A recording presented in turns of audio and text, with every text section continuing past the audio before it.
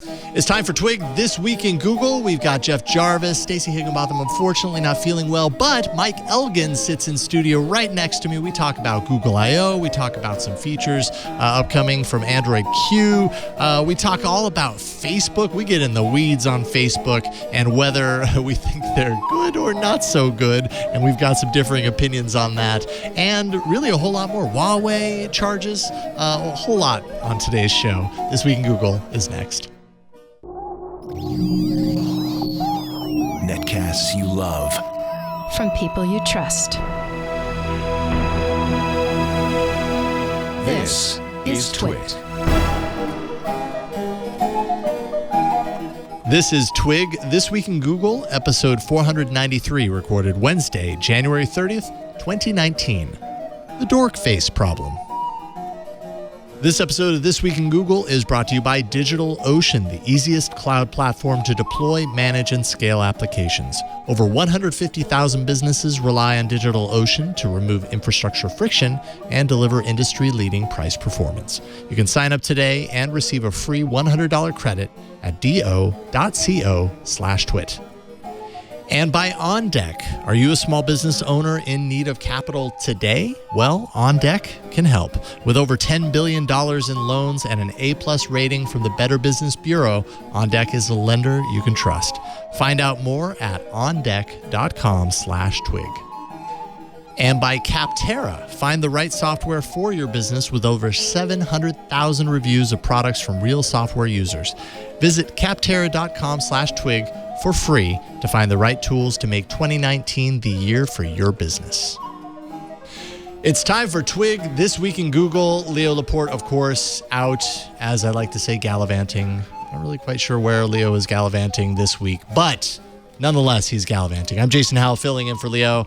Really enjoy being able to hop on Twig while he's out. So thanks for allowing me to join y'all today. Joining us as usual, Jeff Jarvis, buzzmachine.com. How you doing, Jeff? Great. Leo Great. gallivants, you hop, I sit. All right. And so what does that mean when Stacey's out and Mike Elgan is in Stacey's place? If we hop, gallivant, and sit, what are you doing, Mike Elgan? I'm just confused with all the gallivanting and sitting. So, Mike is the ultimate gallivanter and world hopper. It's true. So I gallivant to another location, and then once I'm there, I sit. Yes. So, I do it all, Jeff. I do it all. I was telling you before the show, I am so, I respect you so much in your ability to do what you do, to just kind of travel the world and live your life like that. I love it. What a wonderful life choice. The concept of the digital nomad was arrived at in '97, I think, by a Hitachi executive who wrote a book called Digital Nomad. And for a long time, it was just like, oh, that's crazy. Like, why would you do that? Nowadays, no one does that. Well, nowadays, it's actually lots and lots and lots of people do it. And it's a technology-enabled lifestyle. We talk about technology changing culture. This is a major way it can change culture, and especially the thing that really kicked digital nomad living into high gear was the sharing economy. Airbnb, things like Uber. Like, you go to Mexico City, which used to be super dangerous to take a taxi in Mexico. Still is to take a taxi in Mexico City. Everybody's like, don't take a taxi. Uber is great. I mean, it's really great in Mexico City. So it's like the sharing economy has really transformed living abroad. It sort of enables you to not have to own stuff. You just rent and borrow and, whatever, share things everywhere you go. And it feels, and in many cases, I imagine, feels like home, even though you're not, you don't have a home that you return to every single day. You're there long enough for it to feel home, and you're actually living in a home. If you're doing the sharing economy, you're living in someone's home that they've built up for you to share with you. We say we feel like temporary locals everywhere we go, because we go there, we meet the neighbors, we shop in local stores, we sort of get to know the place, and we acclimate ourselves to the point where we just feel like locals, and then we leave. That's the fun part. But it's until the next time. Yeah, the hardest thing is you make friends everywhere, and and then you're always away from most of your friends. Yeah, no kidding. So it's but it's worth it because you do make all those friends. Yeah. So, Mike, I get this ad on Facebook all this time for the supposedly magic T-shirt that you never have to wash. Do you own one of those? No, because my wife and I, by which I mean my wife, and I, to a lesser extent, just don't like synthetic fabrics. I mean, everything we have is cotton or linen or something like that. So those things are pretty high-tech synthetic things. I'm fascinated by them, but I'd rather just have cotton stuff and wash it. Yeah. Because all these places that you're staying, they have washers and dryers, and it's not like almost nobody has dryers. That's a very really ubiquitous dryers is a very American thing. Like washers are everywhere, and then people hang stuff. And then on you them. hang them. And so, but if you know what you're talking about, Jeff, the way they advertise it, they're like, you don't need luggage because you only have one pair of underwear, which never And I'm like, that's quite a sales pitch to say you don't need a packing thing because you never need to change your clothes. It's kind of gross, actually. I mean, it is actually, yeah. And then I have the Facebook ads for the suitcase that you can supposedly, it's a briefcase, it's a suitcase, you can fit everything in. They show you how they get everything. My whole house is in this one little thing. Right. Turns into I think of you when I see that. Yeah, thanks.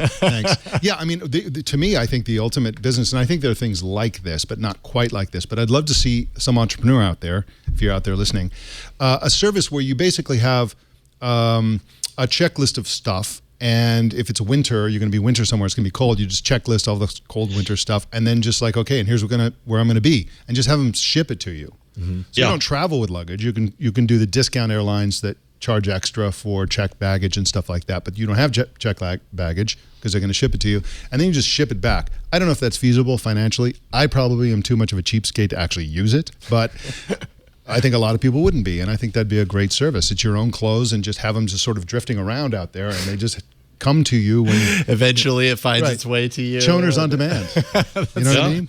Yes. Great name for the company. Wardrobe en route. That's right. Something along those lines. That's right. There was a story, I feel like this was like 3 or 4 months ago, about a company that was all about digital nomad living, where you would sign up with them. Someone who had never done it before would sign up with them, and I guess you'd pay up front a certain deposit or whatever, and that would get you to your next destination. Yes. And something really bad happened with that company. I think it folded, and a bunch of these people ended up getting stranded around the world because you're thinking about the Fire Festival. No, it kind of sounds like the Fire Festival now that I'm saying it out loud. But it was a company that was built up and designed for this type of living, and it ended up failing miserably. Yeah. But in essence, it ended up totally stranding all these people because they were able to get to point A. Yeah. They weren't able to get back because there was no money to get back. That's terrible. It all evaporated. That's it's like, terrible. What do I do now? Well, you live in Thailand now. I guess so. Congratulations, you'll have the king. But figure it out. Yeah, but there are all kinds of really interesting and innovative. Isn't that how they say it in England? That's innovative. Thank you, Jeff. England. Yes, he goes to Europe a lot. For housing, for example, there's one fascinating one where you sign up and I think you move every month to another member's house somewhere else in the world. Everybody like a shifts to the left, and but somebody's staying in your house and move, and there's all kinds of different things. The most common are things like Rome, which is like they have locations that they've, I guess, purchased somewhere, and you go there and it's like you're living in a dorm or something, and there's a bunch of people. They seem to skew young. They seem to be geared toward people who are entrepreneurs or whatever because they want to work together. They have fast Wi-Fi and all that kind of stuff. So there's really, there's really multiple types of people. The reason it's used to be that you could do this because you had a laptop and Wi-Fi and all that stuff. It was technology, right? Now that's just banal. Everybody's got a laptop. Everybody's got it, yeah. But the reason it's still a tech thing is that the most of the remote jobs are like developers, web designers, things like that. They tend to be tech jobs that lend themselves to you not being to being able to work anywhere as long as you have your computer. Great, you can do 95% of the work that you actually need to do. And a lot of the software engineering training companies have got on this bandwagon. They have cruises and like retreats where you go and you learn coding and stuff like that in Bali or something, and it's cheaper because everything's less expensive there and so on. But there are really multiple kinds. There's like the people who do that, where they go they always want to be with a group of people and they live together and work together, all kinds of co-working, co-living combined. The second one is which are often called digital nomads, are actually just kind of expats. They go to Thailand, they go to Chiang Mai or someplace like that.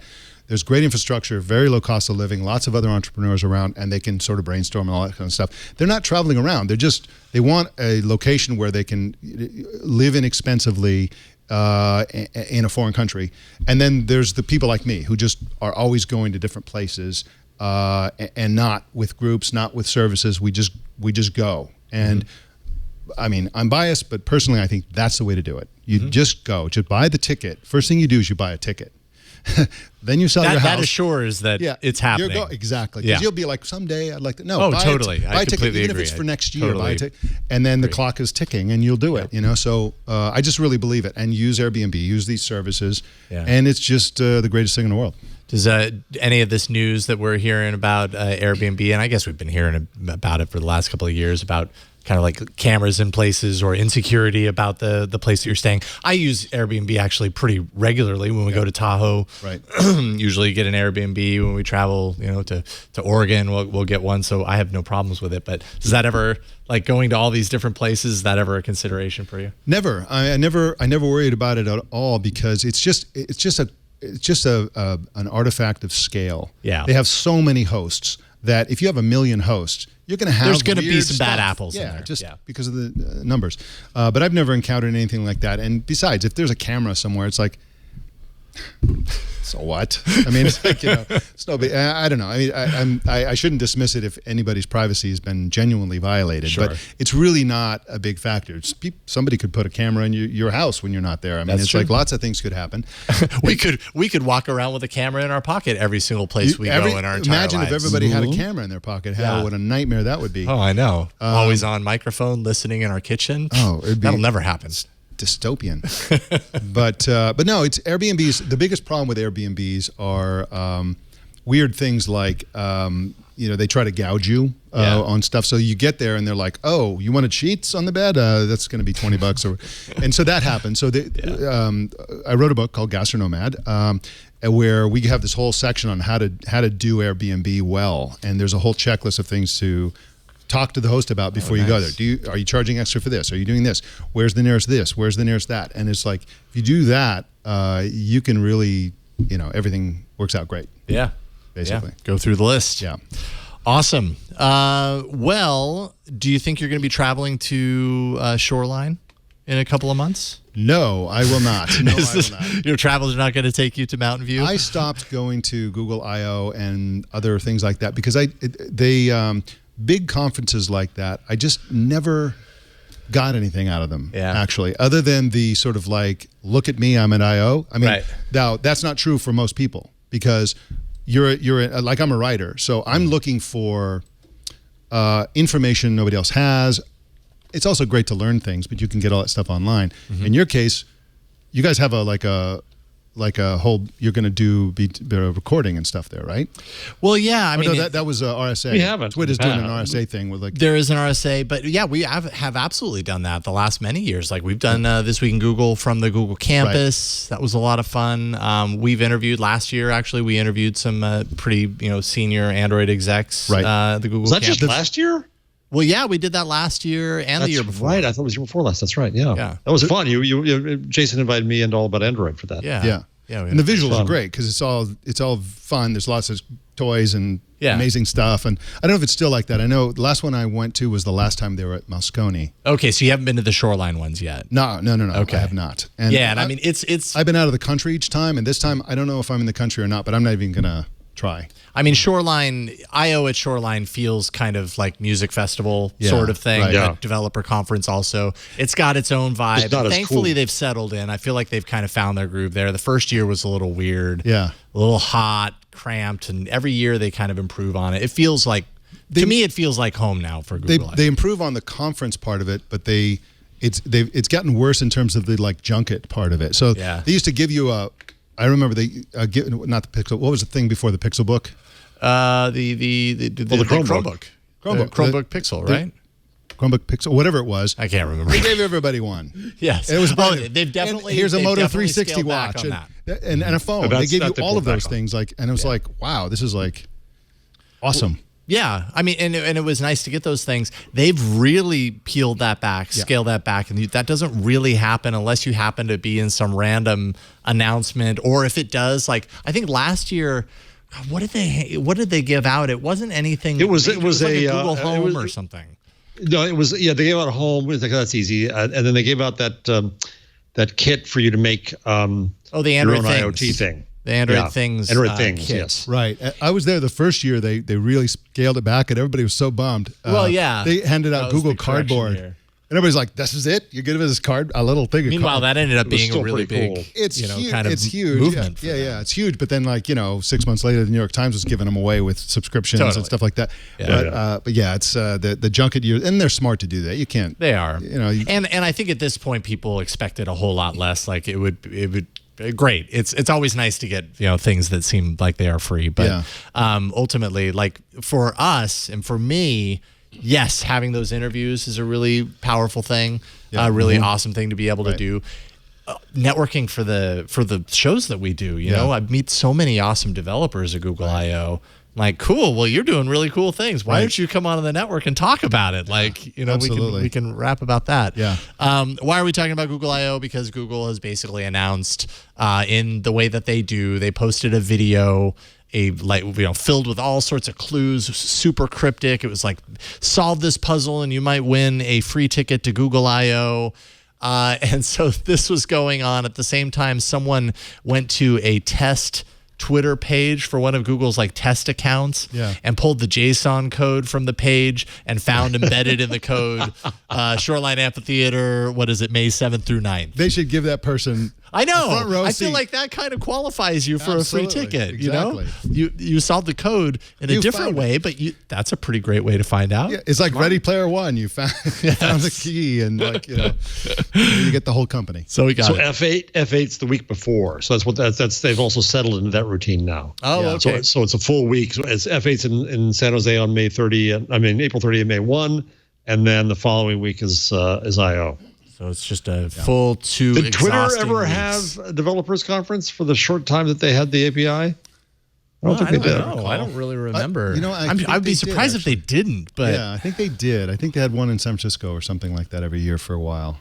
But yeah. don't But quote then me. the developers stopped going because Twitter started closing down their apps. Exactly. They're like, well, if you don't love us, we don't love you. Fine.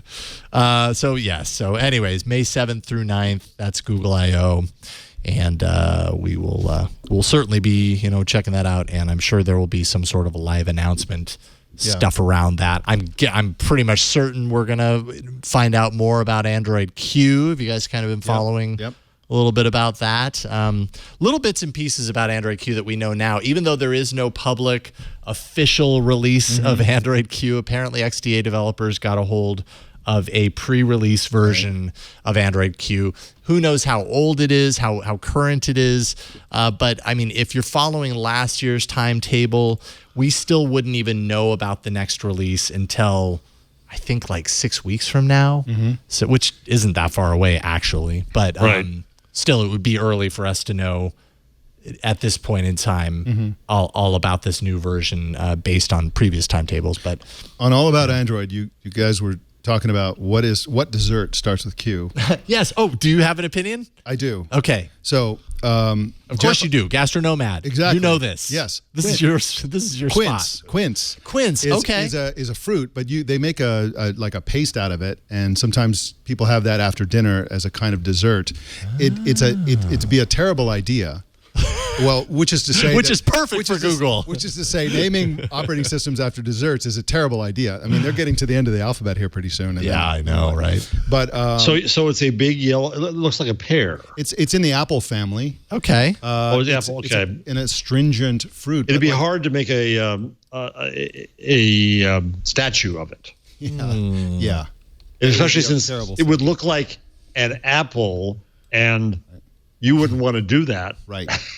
considering. This is the very first version of Android. But That's see, you see the right, dessert right. there. See the brick of orange of the orange there. If you're watching the video, Oh, I down see. down below. Yeah. So it's like I've encountered it in Italy, France, and Mexico. Mexico? Yes, Mexico. Recently, actually. Okay. But it doesn't have a lot of sort of No. recognition. Definitely doesn't have the recognition. The problem is there are no real Q desserts or treats that have recognition. Most of them are very exotic sounding. Right. Exotic too. us here in the U.S. But you guys were speculating about Nestle's Quick. I mean, that's a brand that could work. Yeah. I mean, I kind of consider like a quick drink to be dessert-like. Yeah, and they may do that just out of desperation. They have no choice. Nothing and else. Nestle's sitting there going, yeah, what you got, Google? Bring it. That's right. Let's make a deal. They have a really big advantage in the negotiations on that one. We're the only thing with sugar in it that starts with a Q. The only one I'm seeing, so The Verge tried to speculate. There's absolutely nothing. The closest you can get to is quiche. That's not a dessert. That's like I mean, are there dessert quiches though? Like No. I've had plenty of quiche. It's by definition a savory, yeah, unsweetened egg pie or whatever. Yeah, egg pie. Yeah, that's it. I don't. There is a sweet vanilla quiche recipe from Serious Eats. Okay. There's 10 best dessert quiche recipes at Yumly. You got to open up your perspective here. Is there a candy like we're that starts with reaching the Q? There's also frozen ice cream tacos, but that's not like you're not gonna. It's not really. Everything's been done. Serious Eats can't possibly be serious about everything in the world has been done, whether it's good or bad. The point is, do you name your operating system after that random thing? Yeah. And I don't know. Like this is going to be interesting. One thing we were speculating last night is what if they just they overshadow it entirely and they go Android X or something like that. Right. Make the shift, to the Apple model. Yes, exactly. Yeah. It's entirely possible. Another one is they may name it Quick. Somebody invented dessert that starts with Q. Right. That's the name of the operating system. Right. That would be.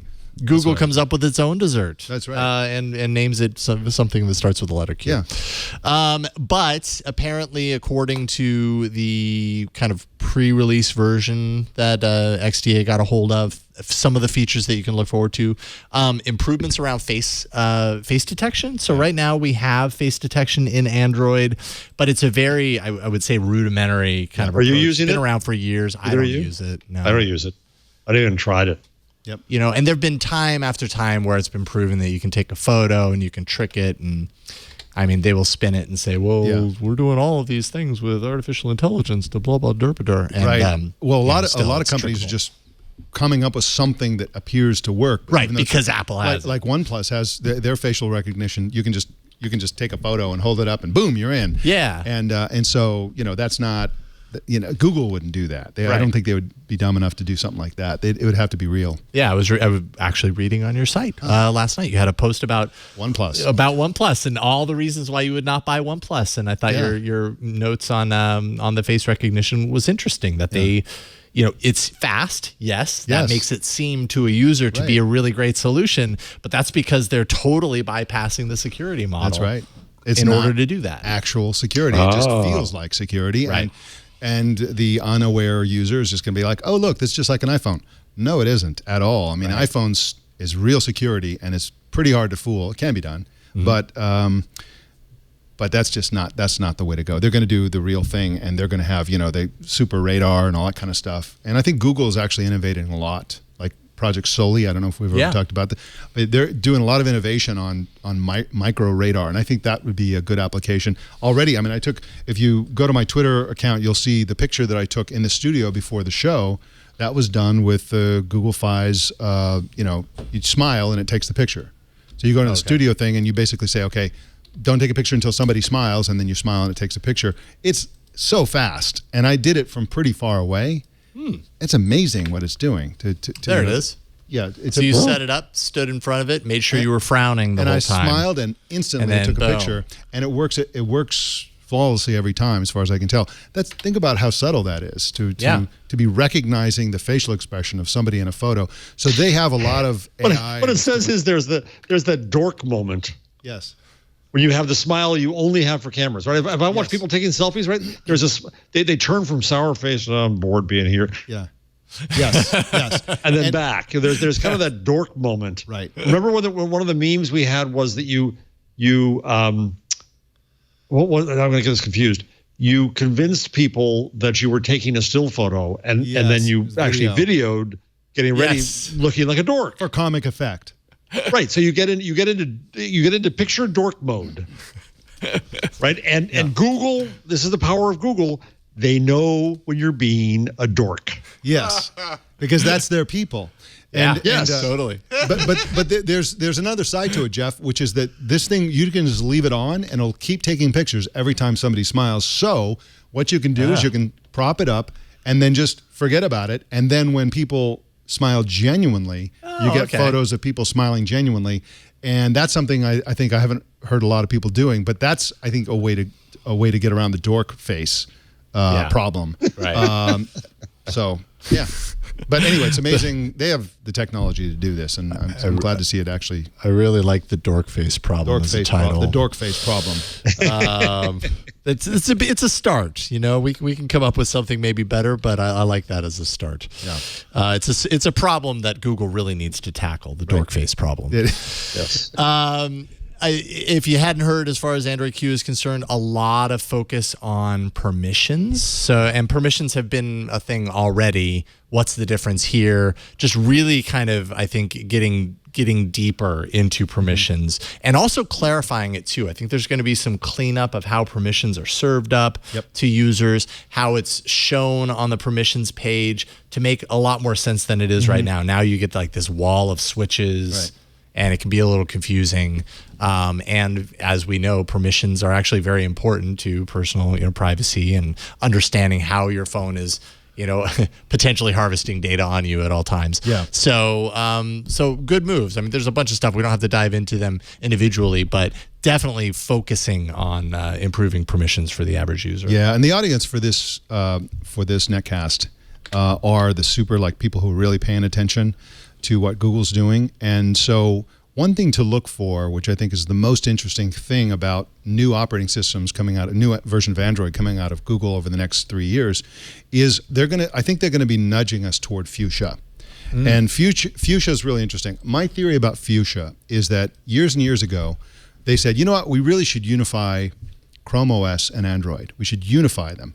And we should make it both work sort of like each other and have, eventually end up with one thing. And I think they thought that all the way through and said, you know what, if we try to actually merge them, we're going to have a mess. We're going to have Windows 10 or something. Windows 7. It's going to be a nightmare of spaghetti code and mismatch. How should an operating system of the future be?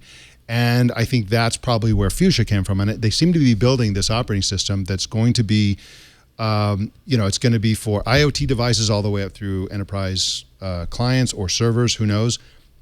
And it's going to have completely different models for how it works from today's operating system. For example, it'll have the Chrome extension-like feature. We talked about this on the show. I think you were on it, Jeff. You weren't on it. But the thing that's interesting about Chrome extensions is they are features that are divorced from apps or applications or anything like that. They're features that are applied across different places. Fuchsia is going to work like that. So you're basically going to have, I want the spell check feature. And it won't be spell check for Google Docs. It'll be spell check for everything.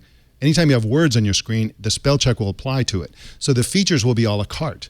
And so that's just one of 100 different strange things that Fuchsia will likely be able to do. But I think that as over the next 3 years, both Chrome and Android will get Fuchsia-like features because to soften the blow. Get us used to it. Exactly. And then also the switch. At some point in a couple of years, I think they're going to figure out how to get developers to write things that work on Android and also Fuchsia, so that once they throw the switch, your existing apps will just work on Fuchsia. That's just a theory. I have no reason to do that. There is some sort of cross-platform aspects of it already, if I remember correctly. Well, Fuchsia does run on a Pixel phone, right. And it runs on a Pixel book. So Google's own hardware already runs Fuchsia. Of course, Fuchsia doesn't do anything right now because it doesn't have any apps. There's no apps, and it's not even complete. It's really, it's been earlier days, but it's still early days. But you see where it's going, and they're using their own platforms as sort of clearly as the growth platform where they're going to start this thing, and it's just going to be fascinating. The rumor is that they're going to go live in 3 years, which means 5-6 years. in real life, probably. Yeah, I think it was like a couple of years. They were saying there was a report that said within the next 5 years, and that still felt pretty quick, aggressive, considering what the goal is. And I don't even know if that's not Google's stated goal, right? Like that's just kind of what we've come up. They've been very cagey about it. Very.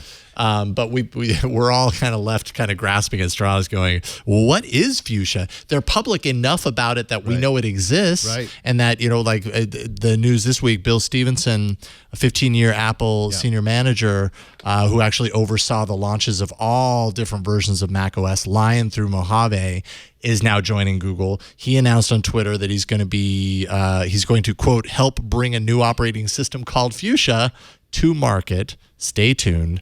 So I mean, in some ways, it's not super secret. Right. We just have no, and we've actually seen it operate and seen it in operation.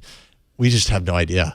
What terrifies I'm excited because we are 3 Chromebook users. Well, normally, right now I'm using an iPad. I think. Trader. It's Megan's iPad. We're doing the switch. I can't wait to get my Pixel Slate back. Standard comment about that. I'm worried about you. You're going to make it. But I hope so.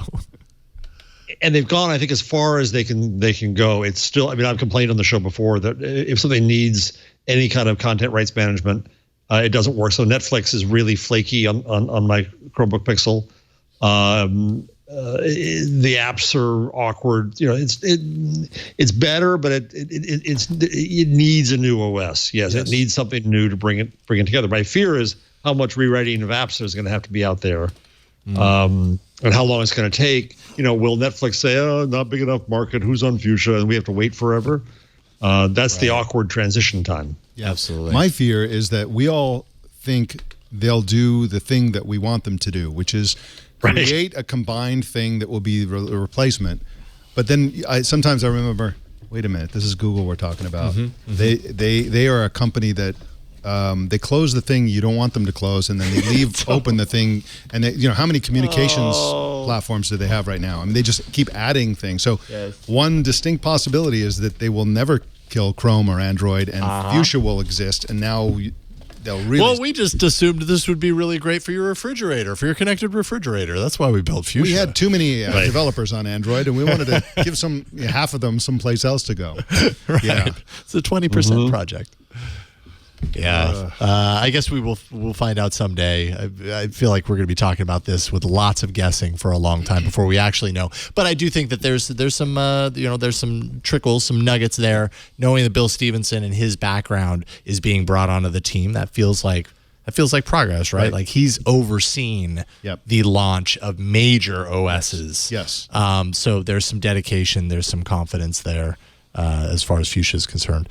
I don't know how many engineers. I think the last time I saw in a report, it said somewhere around 100 engineers, more than 100 engineers, which sounds light. Yeah, light for a whole damned OS. Yeah. So who knows? But it's funny. It's funny about that is that it wasn't that long ago when we got all excited on shows like this that a new version of an OS was coming out. So finally, we talked about Q, but it's a bit of a shrug. The OS in a web world, the OS just isn't as important as it was in an app and web world. Yeah. And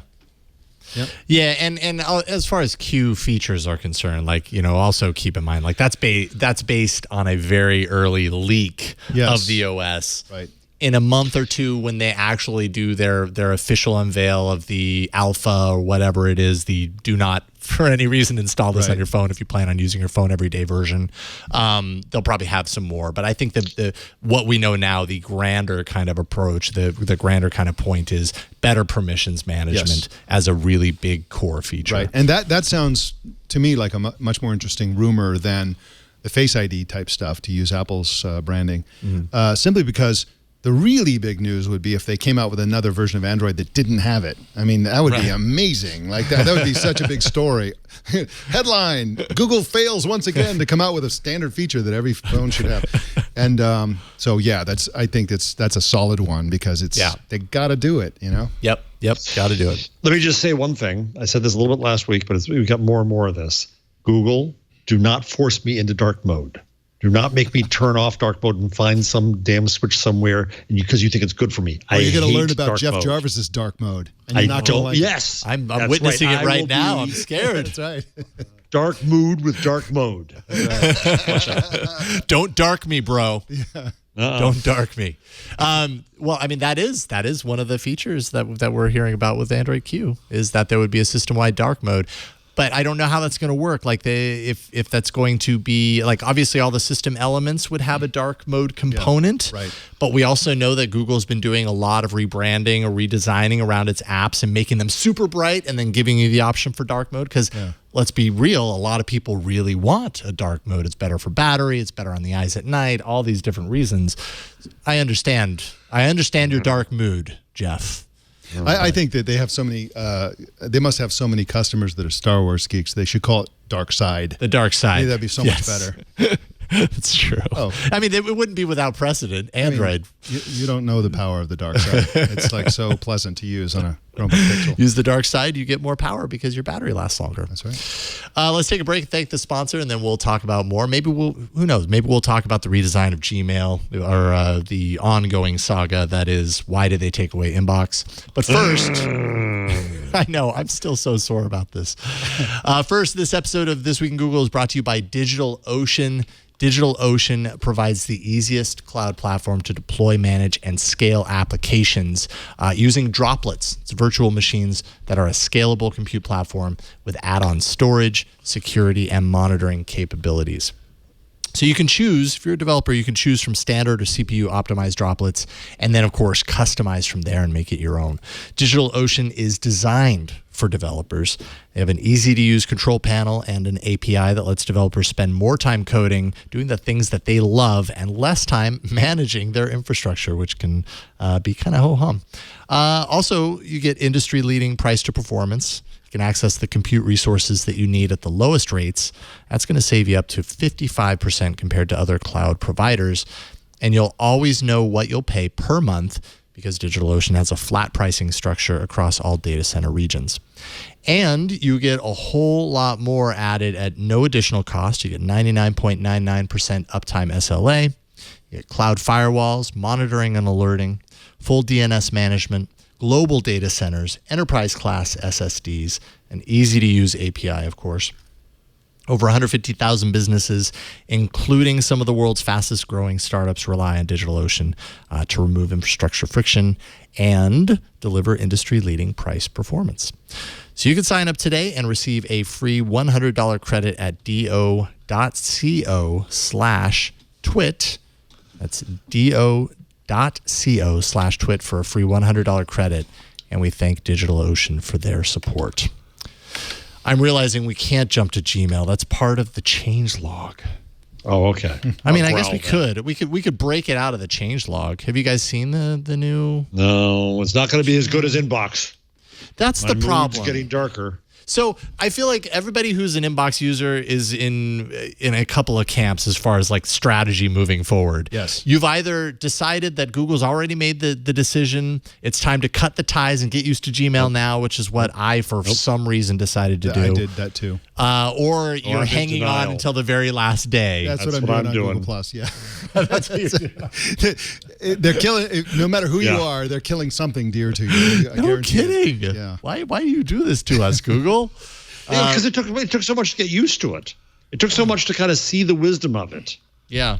But then when I did, it's like you had me join a cult and then you closed the cult clubhouse. Actually, yeah, we're closing the doors. It seems clear that Google doesn't fully appreciate the value of super passionate users because they create these new things. The people who embrace new things and quickly master them, the early adopters, these are the most passionate users. These are the Google fanboys. These are the diehard people who make it all work, and they keep coming out with something really cool, getting people invested in it, and then killing it. And the really passionate users just feel like they get hammered and hammered and hammered every time they close something, starting with Google Reader all the way through all the rest of it. And it's just they need to stop doing that. What do you miss most about Inbox now that you guys have switched over to the dark mood side? What will we miss about Inbox? No, since you've already started making the transition back to Gmail. Yeah. What do you? I haven't yet. Yeah. what was the hardest part of the transition? What are you missing about Inbox? Probably the what do they call them? Reminders that are integrated into the thing where you can have a what do they call them? The little finger with the string on it icon. Yeah, I think they were reminders. Man, I did not use that as much. I use that a lot. I don't either. And now I'm back on Gmail, and now I'm just sending email to myself and using the snooze button because I use email, I use Gmail as my universal everything tool, and so instead of having a to-do list, I just have. Essentially, it's a procrastination list. It's like, I can get away with not doing this until March, So I just leave myself a note, send it into, have it appear into then. the future, and it doesn't come back. And so that's what I do. So Inbox was designed for that. Gmail is not designed for it. I'm just sending email to myself, and I feel like a savage. Whereas with Inbox, it was like built into it. Those items would show up in Google Keep. They would show up in Calendar. It was integrated with everything. It was a good use case for that. On the other hand, they've integrated a lot of inbox stuff, and they continue to. They continue to. I'd love to see them go all the way because they're a. Yes, I would too. I mean, the truth is that I could never fully just use inbox. I was always going back. I like to build filters. You had to go into Gmail to do the filters to any sort of deeper degree. And you had light filtering capabilities in Inbox. Right. But I always thought they were going to kill Gmail and keep Inbox. Yeah. And I worried about that because one of the things they don't have in Inbox is the all mail folder. So all mail in Gmail just shows you everything. Your sent mails, like everything, the spam, everything. But sometimes you. Did somebody send me something? I don't know where it went. And you can go into all mail and you can just go down and say, oh, there it is. Whereas in Inbox, there is no all mail. You just scrolling. Inbox is kind of like, trust us. We put everything in the right place. Don't worry about it. And you're like, not really. Yet at the same time, you, that is the thing that I miss most from Inbox is the smart bundling. Yeah. The bundles. Yeah, that's what I'm dreading. The updates and low priority. Yeah. Like twice a day, I could just look at that and I could scan down and boom, absolutely. All gone. I mean, I've spent so much. I waste so much time filtering through all of this stuff that would have ended up in that low priority folder. Yep. And if I was in Inbox and it's all automatically filed into this low priority folder, I look through, be like, nope, there's nothing in there. Single check mark, move on with my life. Yeah. In Gmail, it just gets interspersed in, and I guess I could set up a folder for each and every one as they come through. But let's be real, that takes a lot of time in Gmail. And that's why you want the smart company with all this freaking AI, and they're taking it away from us. And Inbox is really good also about creating simple filters. Yeah. Like I like Gmail's advanced filters if I want to set up something that's really smart. But if I'm in Inbox and I assign this to that category, and I say, oh, this falls into the finance category. It'll give me a little toast message that says, do you want all future messages from this address to go there? Yeah. Yes, boom, filter set up. I don't have to think about it. It was a single button press. If I want to do that in Gmail on every single new email, new recipient or whatever, it takes forever. It's so annoying. The best thing they could do is create a mode, a toggle switch that they could call it something like Smart Inbox. And just click it on, and then Gmail becomes Inbox for those who choose to do that. And that would hold us all for a few years while they fully integrate them into one super email thing. But to just, if they kill it without integrating those features into Gmail, that's what they're going to do next month or in March, right? Well, I'm holding on to the last minute. I'm delusional enough to think maybe they'll just integrate all these things at the last minute. Yeah, probably won't. I'm hoping so. But Mike, you're going to get that. And you're going to get an RSS reader at the same time. Yes, right. And a new embedded social into network. your Gmail. Yeah, a new social network. That's right. The new Gmail RSS reader. That's right. And it's all going to be one thing. Plus. In your inbox. That's right. RSS in your inbox along with your email. Hey, I'll Not take confusing it. at all. Take it. Yeah, that might actually be a good use case. I'm holding out hope that they eventually do. I have to imagine that Inbox, as Google has said, was enough of an interesting kind of like insight into its users and their priorities, and they used it as an experimental foundation for email. How could you then get rid of Inbox and say we're going to take the best features from Inbox and move them over to Gmail and not do the smart bundle? Because I have to imagine that saved everybody a lot of time. Yeah, absolutely. I mean, so do it. That was the first email feature that made zero inbox a reality for lots of people, and generally doable. Everybody except more of a reality. Yeah. You are Superman, Elgan. You travel the world and have an empty email box. How do you do this? I don't know. I don't even know. No. I do have it. I go zero inbox every day, but I do it the hard way in Gmail. I literally create a filter for everything. So every new PR company that contacts me, I go in and create a filter by hand to say anything coming from this company, put it in this folder. And so I have 750. I was going to say, how many filters do you have? Got 750 folders. Holy cow! Yeah. I have a gazillion. I have a PR PR professional folder. I got alerts folder for like just information. Stuff like that. I got a bunch of them. So the stuff that comes into my inbox, I've written about this. Like my approach to email is like, can treat every incoming email as a problem to be solved. So like, how can I not get this anymore in the future? Yeah. And so like unsubscribe or route this into a filter and skip the inbox, or do something, take some action. Sometimes it's like, well, I need to get these in my inbox. Okay, and I move on to the next thing. But if you are always chipping away, I spend so much time in email. It's really how much of your time is spent setting up filters though and stuff and responding, because that is not like we've said a few times. That's not a quick process. Right. I spend 10 or 15 minutes a day probably every day. Wow. I just do it as part of my process. Yeah. But I do get to zero inbox every day, and I use the snooze button for lots of things. So I feel like I'm a master procrastinator, if you will. Procrastinators, leaders of tomorrow. Nice. And I'm always pushing things to the last minute. Yeah. Because as a journalist, deadline's the only thing to get me moving on something. Sure. So I just push everything to the last minute, and so everything's coming in. It's a battle. I'm just like swatting at flies or something. Oh, but it feels like a defeating battle if you're constantly setting up filters for every new thing. Like I just think about the like marketing or like PR contact lists that I'm on. Yes. That will always every day result in new emails from people I've never heard from before. The thing that confuses me is that what I'll do is when I get something in my inbox that's like a PR person reaching out, as they do, and then I create a filter that says everybody from that company, everybody with that domain. I get rid of the front part because I don't care who from the company is contacting me. It's just everything at the last part. Yeah, and so, that makes sense. so I've come to the conclusion that 5 or 6 new PR companies are formed every day, right? Because I've been doing this for years, and they keep coming. It's like it's insane how many there are. But they're so effective, isn't that That's effective right there. It really gets your attention. You are guaranteed to reply to their inquiry when they hit you over the head with a baseball bat like that. Yes, dear influencer. Did you guys read the article by Kashmir Hill on Gizmodo? Series, yeah. Her series is great. It's basically cutting out the big 5 from her life 1 week at a time. Every week she chooses a new technology company to eradicate from her life and see how life is lived without it. Right. This week that she wrote about was Google, of course. Right.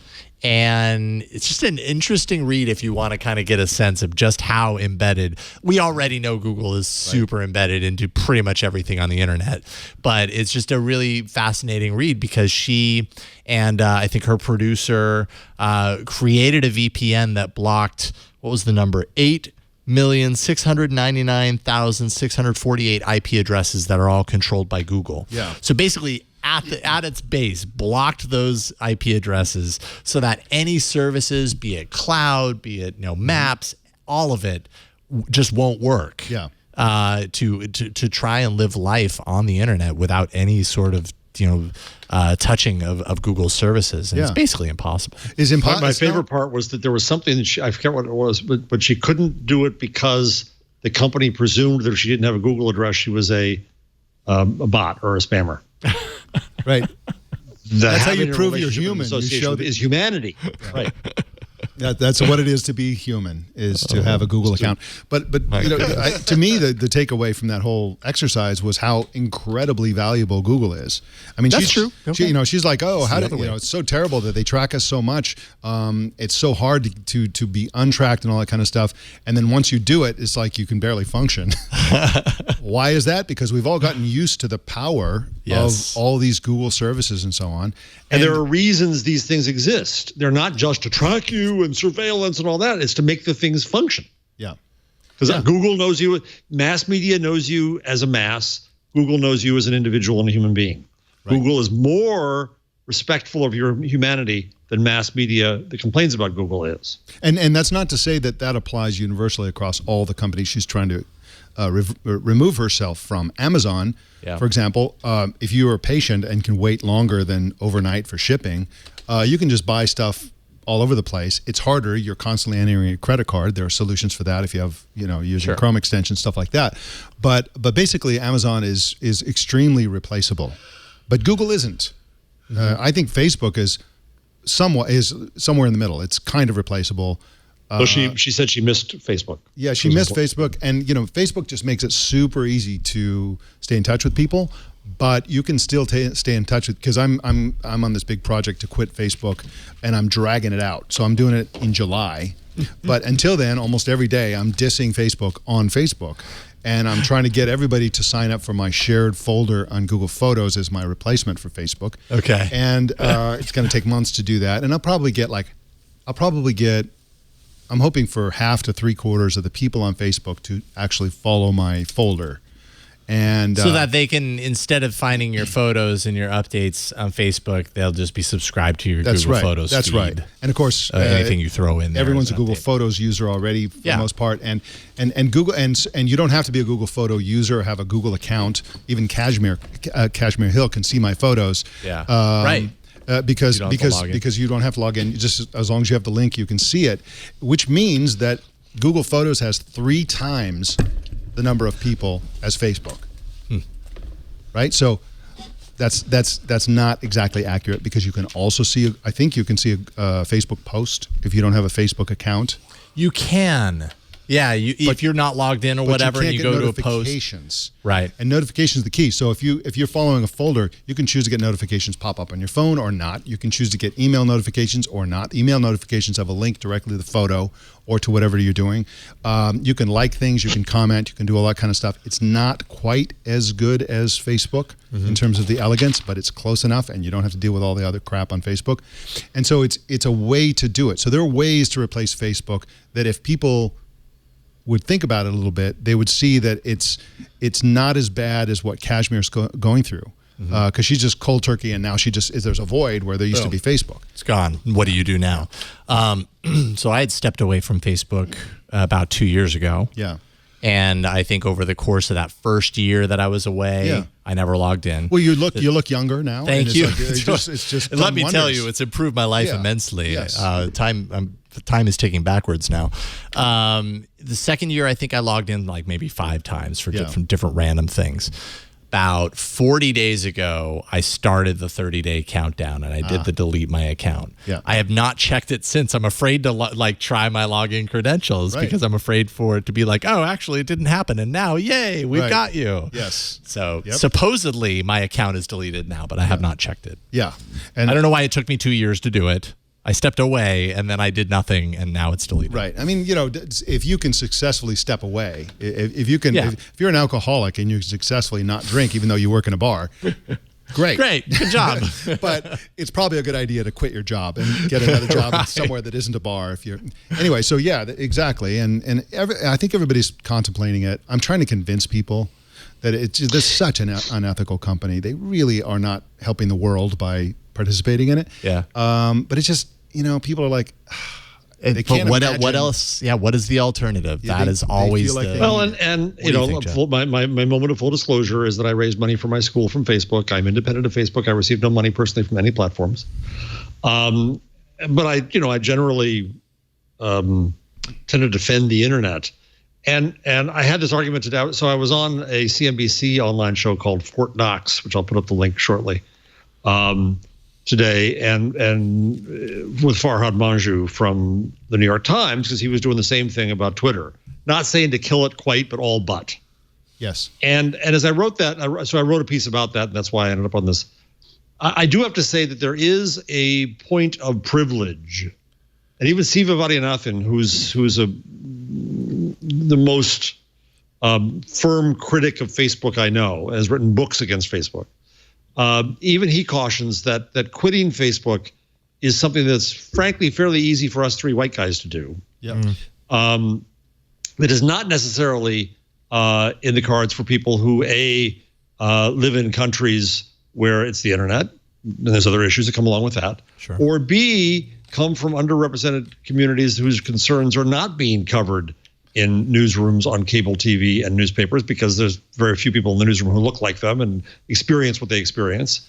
And Facebook and Twitter and Reddit and Instagram and so on and so forth have given people a voice and a platform that they and their communities have never had. Those, yeah, I would agree with that to a certain extent. Like, those kinds of platforms have given voice, but I think you don't need Facebook specifically if you're using Reddit, Twitter, etc., which I would recommend. People are like, oh, they all do it. No, they don't. I mean, no, they don't. It's night and day. The ethical transgressions by Facebook are orders of magnitude greater in number than any other platform that I'm aware of. And once you list them and look at the list, I mean, Google is guilty of tracking and a few other things. Places like Reddit is both super valuable and kind of annoying because they're exclusionary unless you're part of the club and you've built up your points and all that kind of stuff. Twitter has its problems we've talked about a lot on this show. But come on, Facebook is, I mean, their latest thing where even Apple has cut off Facebook from using the internal version of the app. I don't know if you saw this story. It kind of broke today, I think, Jeff, where they're paying teenagers to let them spy on their usage so they could spy on consumers through the phones of teenagers. It's just yet another egregious abuse by Facebook, and then they apologize and they, say they're going to reverse course. But it's just, just the number and scale of their ethical lapses is just. I got to believe that for everybody who is who cares and wants to make the world a better place, find another platform or two. Because but I'm still going to object again. There, we tend to see we miss the trees for the forest. It's the opposite of the usual. Yep. Right. We see this as the company. There's 2 billion people there, and so when Farhad complained about Twitter, and there's some bozos, I said, well, then don't follow the bozos. Well, it's the same people I always see. Well, then find new people. Yep. You're a journalist. Use it that way. And so the same with Facebook. There are people I've met there, people I have connections there with I don't have anywhere else. And for me to say, Facebook means I'm also saying those friends, those people. Yeah, that's the challenge. Absolutely. And I'm not willing to do that. And the other thing is, they've screwed up plenty. And I wrote a piece a few weeks ago about that. Though I argue that the complaints about them, surveillance capitalism. No, that's not the problem. The problem is a Silicon Valley problem of their culture, which I do criticize. But I still think it's important to remember that what the internet does and what these things do is connect you with human beings. So I was on this CNBC thing this afternoon, and with Farhad Manjoo and with others, and Jaron Lanier came in at the end, and when I made this point about privilege, he just screamed at me. So at least you guys aren't doing that. Well, I would push back on that in the following way. When you invest in Facebook as the place where you're connected to all those people, you are not connecting to all the people who have opted out of Facebook or never opted in the first place. So when I moved to my thing called the Nice Book, and by the way, I'm mentioning this cryptically, but if you are interested in this project of mine of leaving Facebook and replacing it with a folder on Google Photos, go to elgan.com/Facebook, and I explain the whole thing, why I'm doing it, etc. But once I did that and I moved to Google Photos, all these people who have never been on Facebook started seeing my photos for the first time. A few older people who never saw any of my photos on Facebook all these years. I've been on Facebook 10 years or something like that.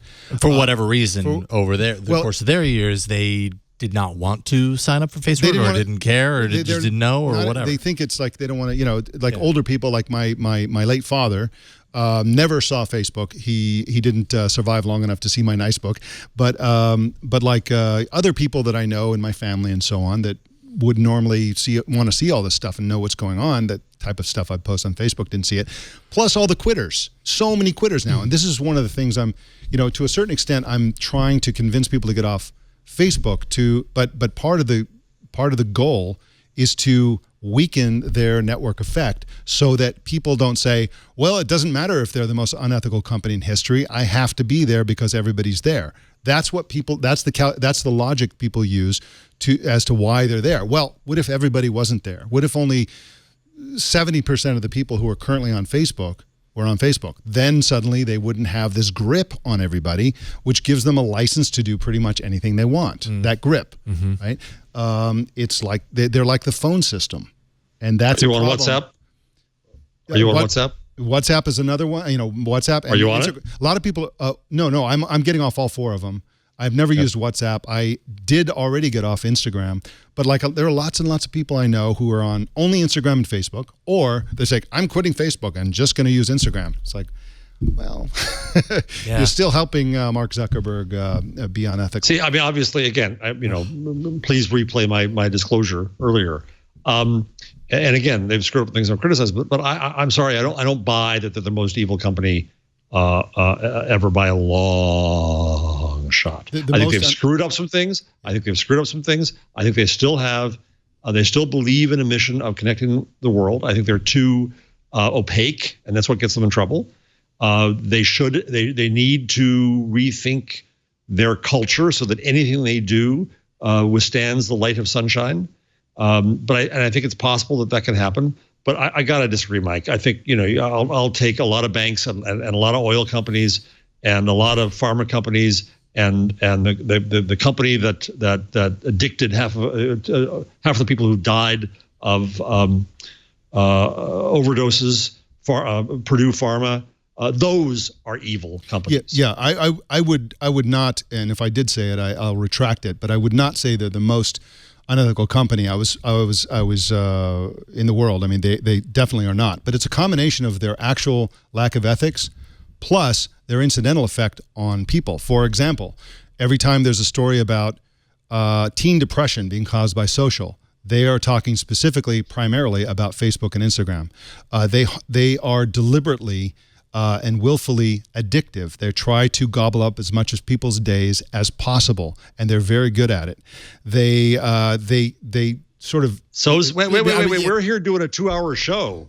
What are we trying to do? We don't have 2 hours. Media is the same. Media is exactly the same. We're in the same business. And many companies would want. We're not that succeeding. As a goal too. That's the point. I mean, you see what I'm saying? It's like, okay until you're too good at it. Every startup would love to have people glued to their product 6 hours a day. Absolutely. But Facebook is the only company that actually achieves it. And so I think as a force in nature, we talk endlessly about their effect on journalism. They just basically, the largest publisher in history, they're not a publisher, but the largest source of news in history. They throw a switch. And by the way, one of the things I've noticed is when I write my anti-Facebook screeds on Facebook, they get zero. And I mean, the engagement, just because I know they've thrown a switch and they're not distributing it. They just decide secretly behind the scenes where nobody can see. I've seen your screeds. Maybe people just disagree.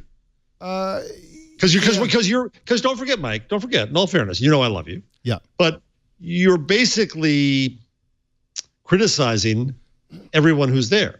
You're saying you're all sheeple for being here and I'm not. Well, a lot of us disagree, and I find real value there. I think the way I look at it is that nobody's a sheeple. I mean, people are people, and it's their human sort of mindset that's being manipulated by Facebook and Instagram to get people to where they're addicted and compelled to do this performance every day, especially on Instagram. But I'm not saying that people are bad and I'm good. What I'm saying is that I'm a trained and licensed professional. I spend my whole life reading about this stuff, learning about this stuff, and you're an ordinary person who doesn't, you have a real job. You're not a journalist. You have better things to do than read the mountains of evidence that Facebook is this unethical company. So I'm here to to inform you of things you didn't know. Because when I do write about these things, people are like, really? And it's like, you know, people, our job is to inform people so they can make their own choices. And so I don't tell anybody, I think you should do this. I tell people, I've looked at all of this evidence and I've decided to do this. You may want to look at this evidence yourself and make your own decision. And people do. And I understand it's like super easy to use Facebook to stay connected with people. Instagram, I mean, to a certain extent, the value of this for people approaches a genuine need, right? I think you're not giving people credit for the agency and choices they make, and you're insulting them. I'm not there because I'm an addict. I'm there because I find value in it. Well, I'm not insulting people for not knowing, not having an encyclopedic knowledge of Facebook's transgressions. So you're saying that you know more about this than they do. Again, I love you, Mike. You know that. But you're saying, because and I quoted you often about what made Google Plus better, right? There were design decisions. There was better until the end. But no, you're saying there's an absolute here that it's bad and addictive and awful, and you know better. And you're basically saying the other people shouldn't be there. And I'm saying that people have legitimate reasons to disagree with you and find value there that you need to respect. I do respect them if they have a disagreement that's informed by knowledge of what Facebook does. Unfortunately, 99% of the people, I would guess, I'm making that number up, obviously, on Facebook have no idea. Like there's surveys where a majority didn't even know that Facebook adjusted the algorithms for what they're seeing in their news feeds. Like, people don't know the most basic things. They certainly don't know about the creepy research they do. They certainly they don't know how media companies target ads to you, how media companies make decisions they do. Our job in journalism is to inform them about all of it.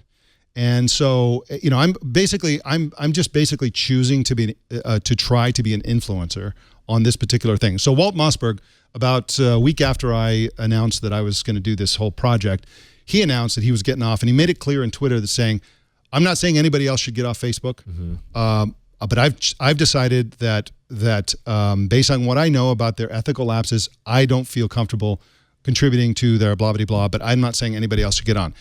And I'm saying that I do think people should get off. And I'm not saying it's because I'm better than other people. I'm just saying because I know a lot of stuff. Here's the stuff I know, and I'm trying to inform people. And it's not even just the old stuff. The new transgressions are coming so fast and furious. It's two or three a week. Almost to the point, though, that it goes counter, right? Like it's so fast and furious that even if you wanted to kind of make sense of it and get enraged about it, you kind of don't have the time or the bandwidth to do that. So at some point, it's kind of just easier to like the overlook it. They're like the Trump administration. There's so many scandals that any new scandal is like, yeah, whatever. Whereas, but you also have to look at the media perspective here. Sorry, I didn't mean to interrupt you, Mike. The media perspective is become so constantly negative. You have the case, which I wrote about in the New York Times piece. Oh my God, Netflix is reading your messages. Yeah. Well, yes, logically, people wanted Facebook to open up and not just be the closed garden. They enabled people to send messages from Netflix that required that Netflix had to have read, write, and delete access. And it was the only way the function could work. It was obvious. It was logical. And the New York Times was being dumber than a congressman in that. So you see that kind of coverage out there now is constant. And you see people like Farhad Manjoo saying, delete this stuff. And it's become a drumbeat of media, and media are not admitting their own corruptible motives here because they think that Facebook is competing for the attention and time that they think they deserve. And so the problem is that it's become, my fear is that the reason I stand up for this, Mike, the reason is because what I fear, the end result of this is not about Facebook, it's about the internet. Yeah. And I've just joined a transatlantic working group on content moderation and freedom of speech regulation. Yeah. There's going to be a meeting because I see all and I'm debating next week whether to go to a thing in Brussels while I'm in Europe about content moderation. Well, content moderation is another way to say killing people's voices. And I fear that we're going to see a whole raft of regulation of the net coming out of this fear of a company or two. And it's early days. Well, mess up.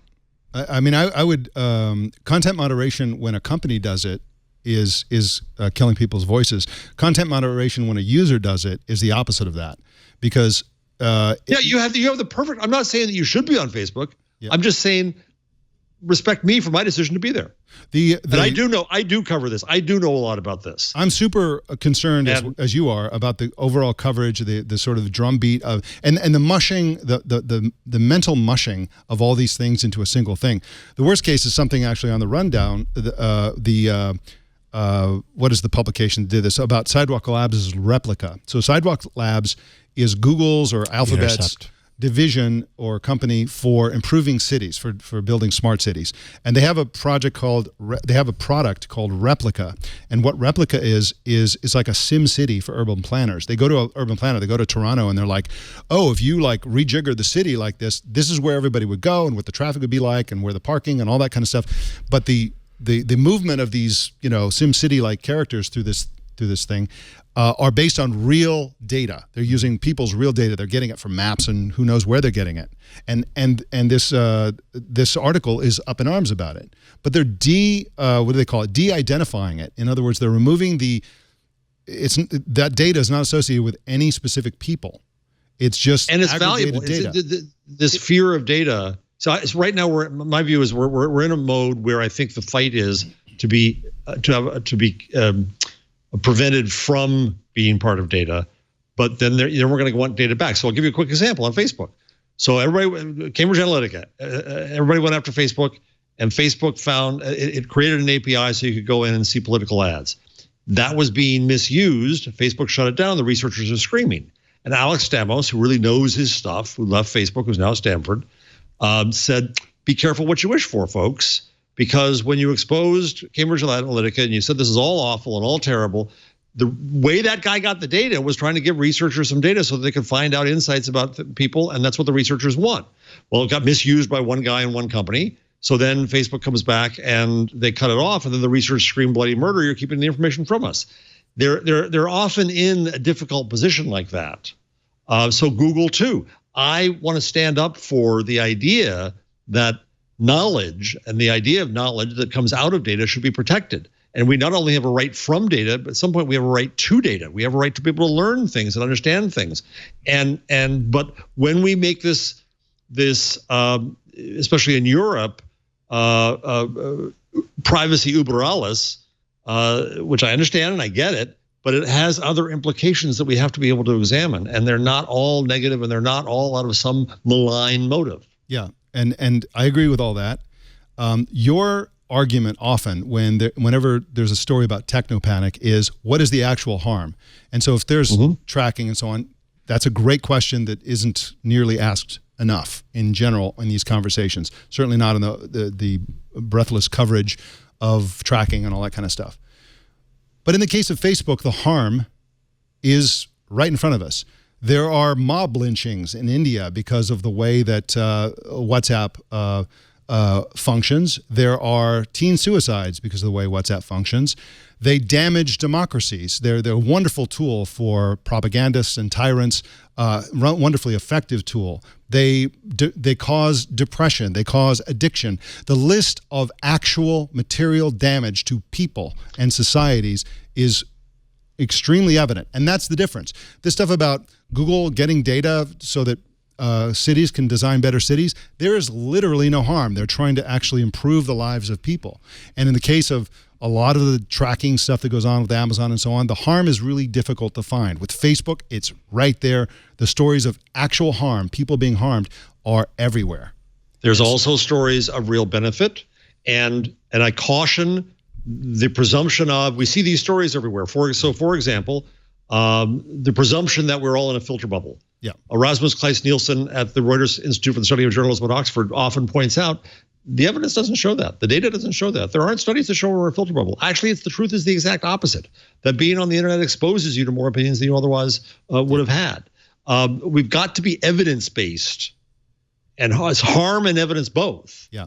So I want to see the evidence, and I want to see what's what, and I want to see the countervailing. So if we come up with a new rule to prevent that, right? What else are we then giving up? What opportunities are we giving up as a result? Right. The statistical and the cognitive bias angle against my own argument is that Facebook is just massive at scale. If they're twice as big as another company, they should have twice as many horrible things that happen. And if you're inclined toward anti-Facebook thinking, then you'll dismiss all the positive stuff that they do, and you'll focus on the bad stuff they do. And there's lots of bad stuff because they just have so many users. They're so gigantic. And I understand that argument.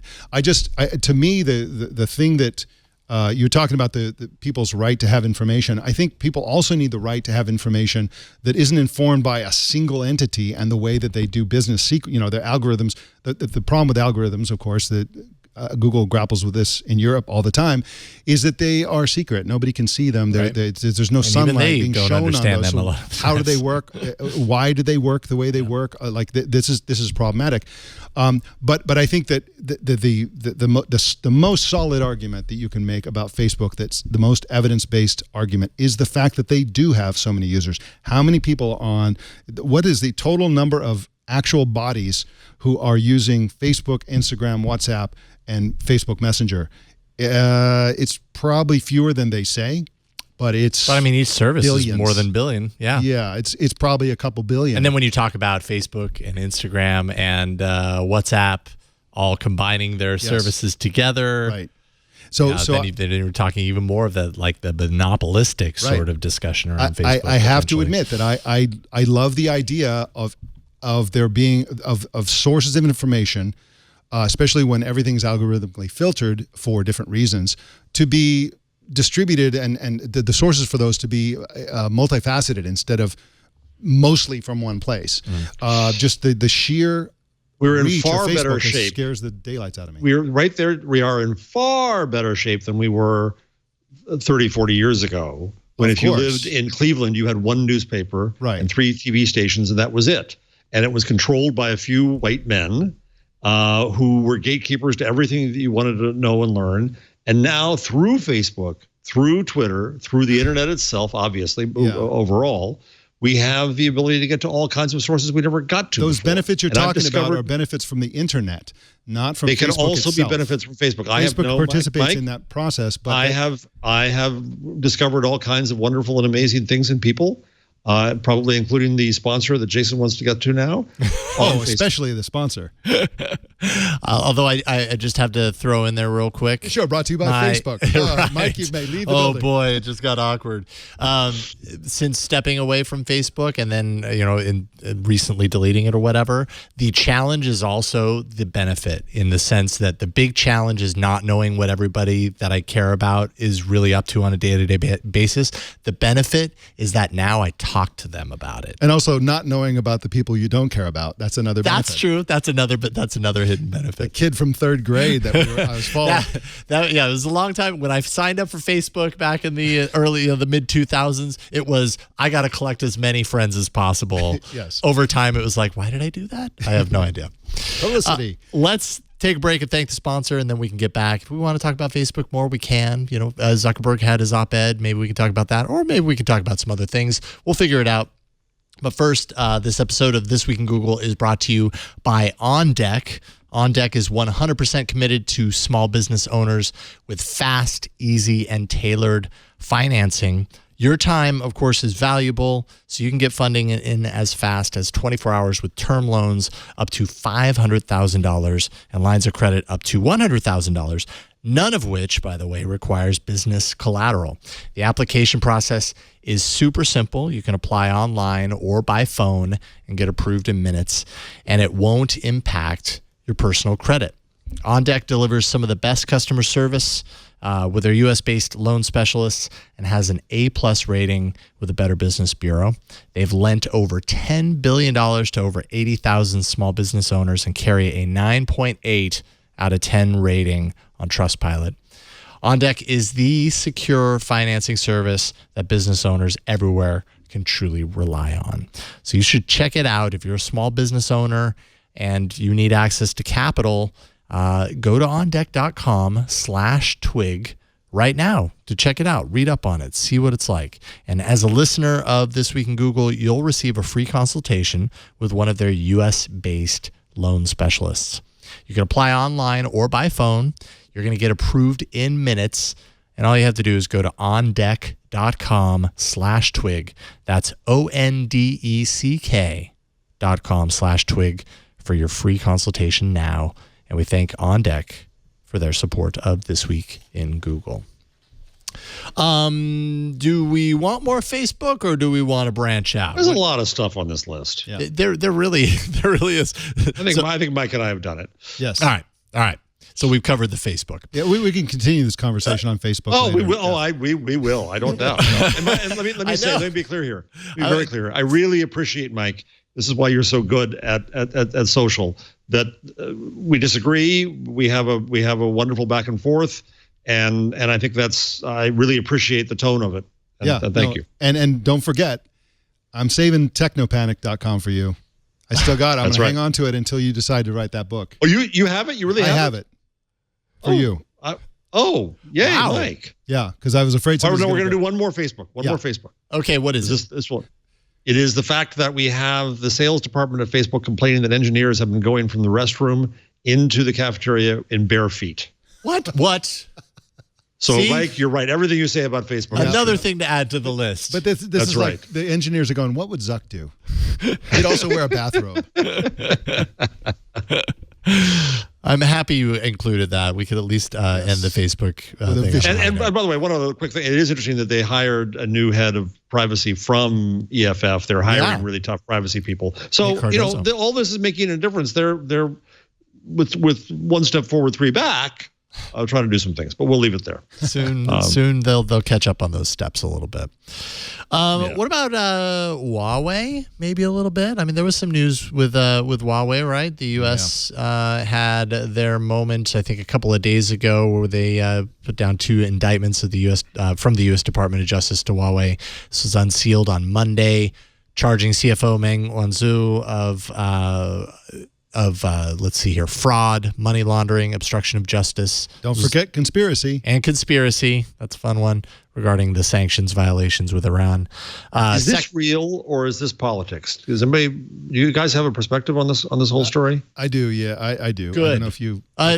No. I'm very much in the. I don't really truly know what's going on, what to believe here. Okay. You know what I mean? Yes, Because exactly. there's a lot. It is highly political as well. Right. I'm also kind of confused because we review Huawei products on the network, and so then when a new Huawei product comes out, I'm like, well, do I review it? Like, at what point do I say, let's not do that anymore? Right.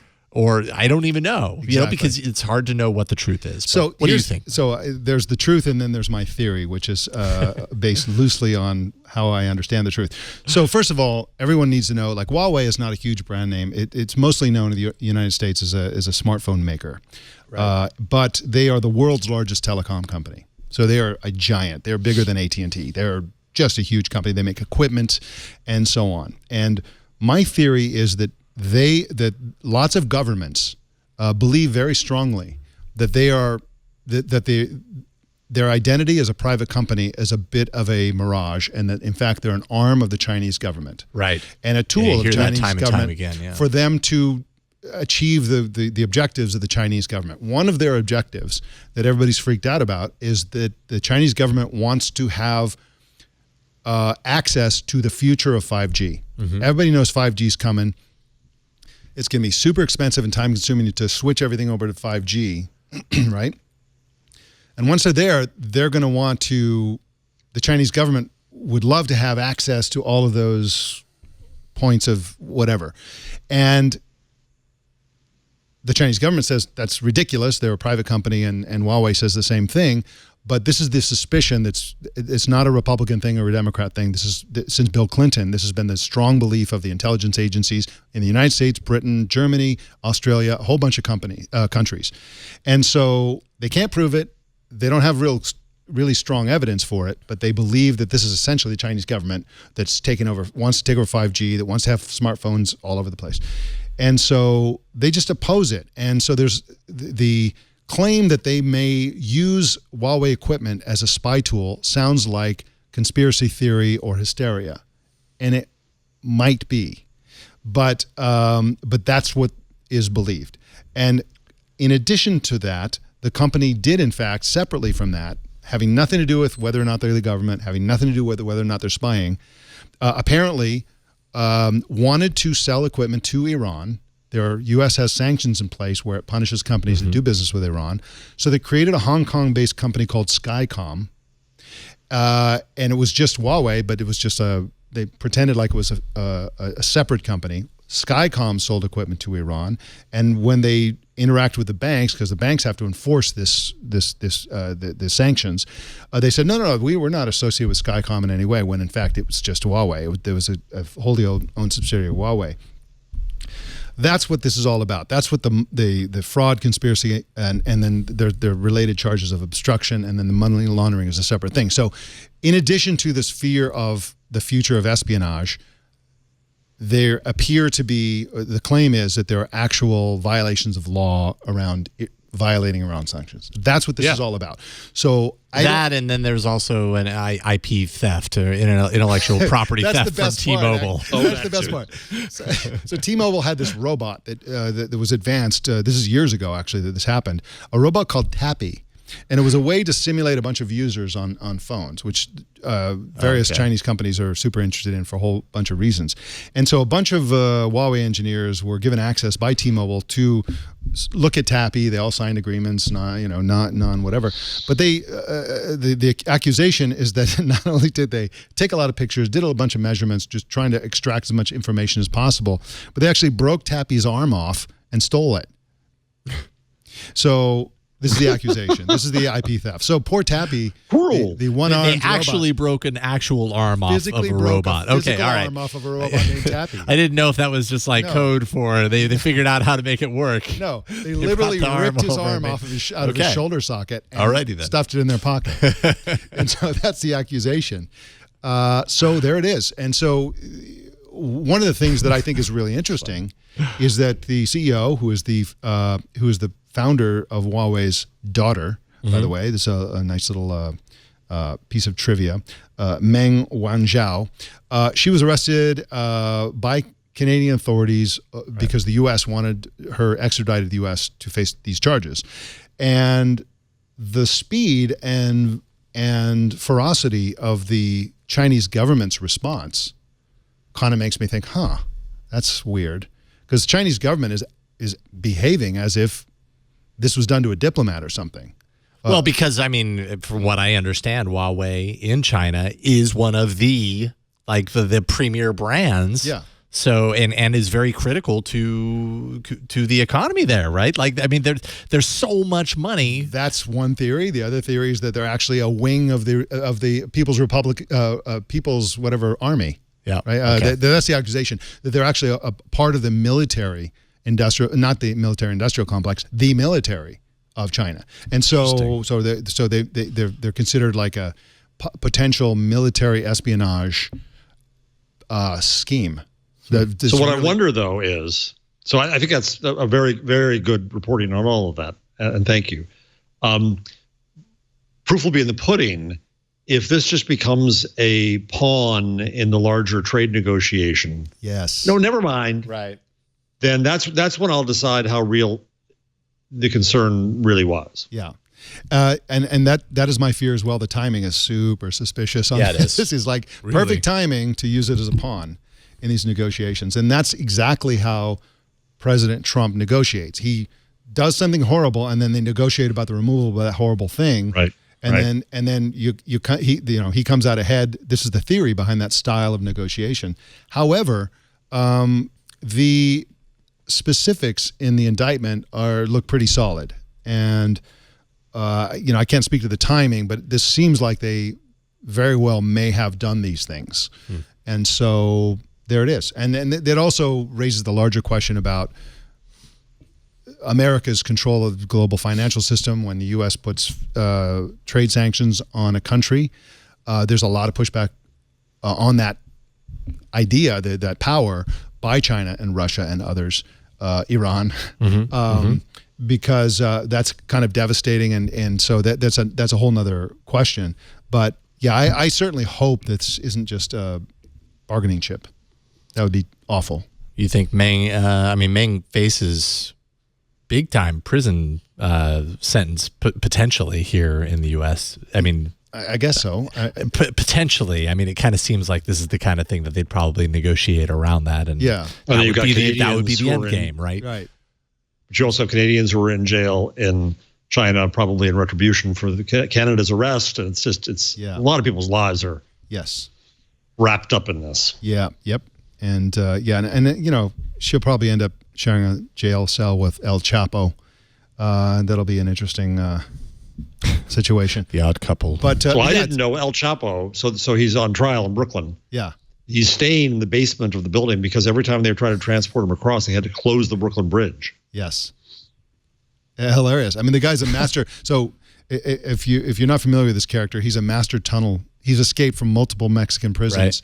Right. The most spectacular case was they had a camera on him 24/7, and one day he just got up from his bunk and just disappeared behind the toilet. And they all panicked and went scrambling to his cell, opened it up, ripped off the toilet, and there was a tunnel, and in there was a track. And what they had built is a custom motorcycle that had like train track bottom. And he got on this track and just hit the gas on this motorcycle and went a mile in a mile-long tunnel, and then came out of a private house in town and disappeared into the ether. This guy he's not to be trifled with in terms of jailbreaks. He's really good at it. Wow. How do you even do that? Yeah. I don't know.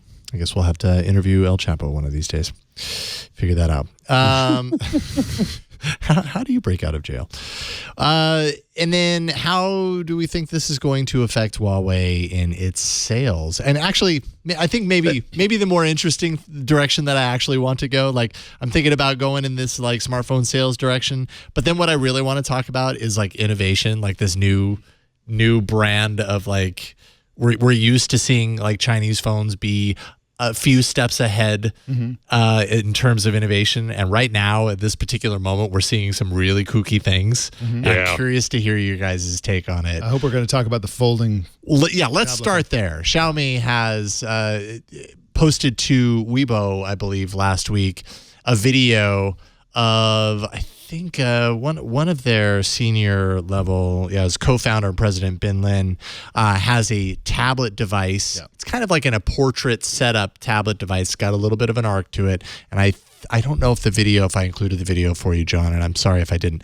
But anyways, he's using it. Suddenly he flips it over, folds the sides in, and it becomes a phone kind of in portrait. With screen on everything. It's like your quintessential, modern foldable phone concept. You can kind of see a little bit of it down there. So I did an analysis, I think 3 months ago or something, about this whole folding phone phenomenon, because Samsung has dangled some folding screen phones. We're going to get something probably in weeks from Samsung. Microsoft has a bunch of patents. There's a lot going on, and it seems like, that's the next big thing. No, it is not. So these folding phones are not about to change the smartphone universe. Come on, Mike. First of all, so you guys reported on All About Android the amount of RAM in this thing. What was it like? I think like 16 gigs or something like 12, that. 12, possibly. It could have been 16. It's pretty substantial because they're very resource intensive, which means they're going to be very battery intensive. And all of it, the combined with the technology and all the stuff that goes with it, means that they're going to be very, very expensive. So a phone like that he demonstrated, if they could go to market within the next year or so, that thing was going to be thousands of dollars. Right. Well, and that's in line with what we're seeing around pricing for these phones. Nobody like else. $1,500. And then Leo, I hope he does. And it'll be good material for his comedy over the next year while he talk about how he lost all this money on this piece of junk. And the other thing is that when you think about wear and tear on any sort of physical device, it just reason suggests that opening, closing, folding, unfolding, this thing is getting, and you can even see it, even with all the prototypes, they try to do special lighting and stuff on stage to try to dazzle everybody with this new technology. You can see that that when it's fully folded out, it's never flat. It's always kind of, it had a kind of a like curve a bump to and it. Like it has a memory about where it was creased and all that kind of stuff. It's just getting I believe in All About Android we call that the pucker. Yeah, to quote Steve Jobs about the stylus, yuck, right? Nobody What's wants interesting that. to me is between that and the other phone that has no buttons of any sort, it's just this idea of class. So you hear the platform. You hear people at Facebook and elsewhere talk about things. They talk about the Surface. There's a Surface for this and a Surface for that. Yeah, that's the way they kind of think of it, right? And now you rethink that surface and how anything can be done on it, and these things can be anywhere, and you can interact with them. It just starts to open up your mind about not just this single device that you carry around that operates in certain ways. It starts to at least make us think about other ways that we could interact with them. That's true. Yep.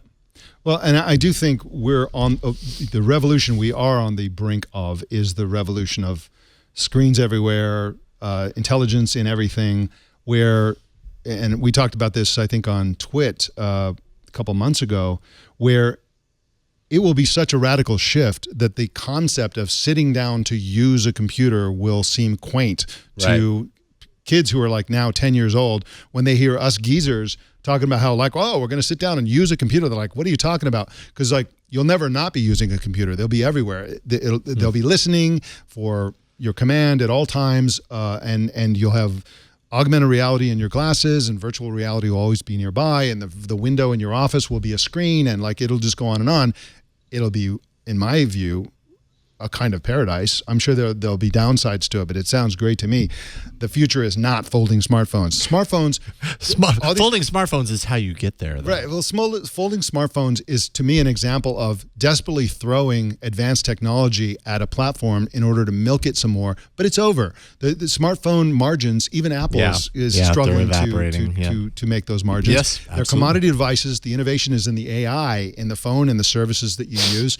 And in terms of user interfaces, it's going to be screens everywhere, screens in your glasses, augmented reality, and lots of other things. Voice interfaces are going to change everything, but it's not going to be folding smartphones. It's just, it's both too early and too late for folding smartphones. Will it be buttonless, portless phones? Sure. But the interface, the interface that will enable it will be voice, because if you can talk to it and it does things for you, then you don't need to be poking at it.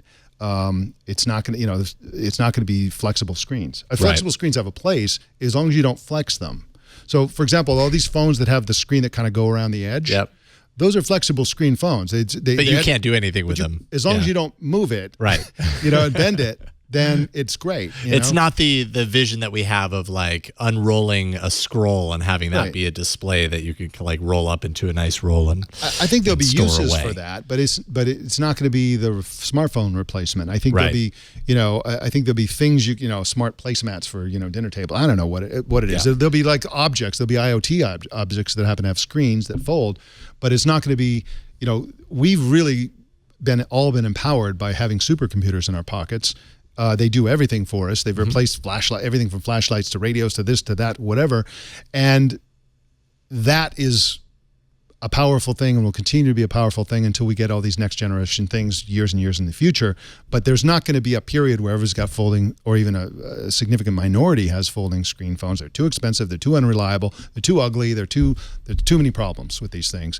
And these companies that are trying to dazzle everybody with this next generation technology, yes, the technology is impressive as technology. Right. And yes, companies have been working on it for decades, and they're finally getting to the point where it kind of functions. But all this dazzling demo stuff is not going to result in a revolution in the consumer marketplace. The phone is so last era of technology. Exactly. What is the next era? I mean, you guys did a great job on All About Android, about heckling this whole thing, about how he tried, even in the demo, it's just like, had to kind of clunk it together. And even when you watch it, like once it snaps into place, you see the UI do 10 corrections before it finally figures it out and frames properly. Right, and you're always touching the touch screen, and some things are launching. How do you reject your fingers and everything? So. One thing that struck me while you were talking about like this tech utopia, this future where technology where screens are everywhere and that's going to be a wonderful place, makes me wonder if we aren't as users of technology conflicted with what we actually want. On one hand, that sounds like a tech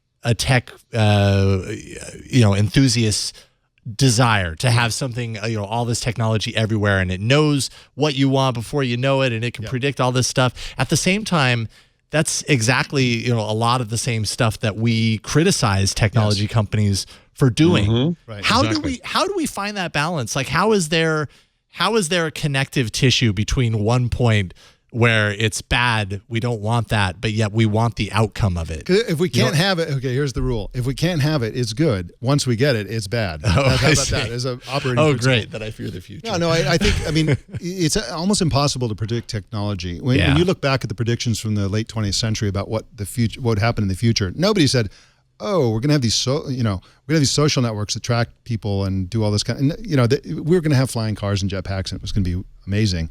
The truth is, as Jeff alluded earlier, in fact, it has been transformative. It has changed our lives. The phones, smartphones especially, but lots of technology has really, really changed our lives despite all the problems we're experiencing societally. So it's impossible to say what those future problems will be. I'm sure that we will have them. Yeah, there will be abuses. There'll be lots and lots of problems. I think that the greatest, not to keep harping on China, but I think the greatest laboratory for what's possible in terms of abuse by technology is happening in China. They're becoming an Orwellian high-tech police state where they're tracking everybody. The social credit thing. The most recent news is that.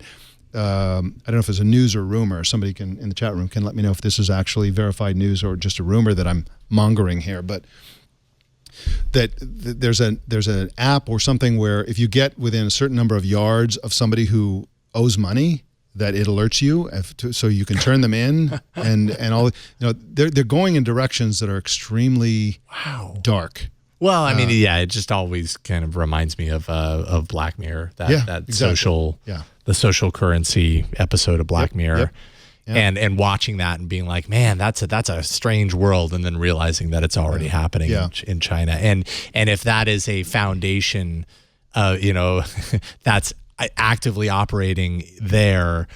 I mean, who is to say that doesn't end up everywhere else? It doesn't end up here, maybe not in exactly that same way, but you better believe there are lessons being learned about how it's implemented there that will be integrated into how it operates here. And I mean, that might be looking into our future. I mean, I think we're going to see a difference between free societies and unfree societies, not based on who has technology and who doesn't, but who has the power to use that technology, the right. It's going to be a legal issue. It's going to be basically a situation. So let me give you an example. I wrote a column years and years ago called "I Want to Live in a Surveillance Society."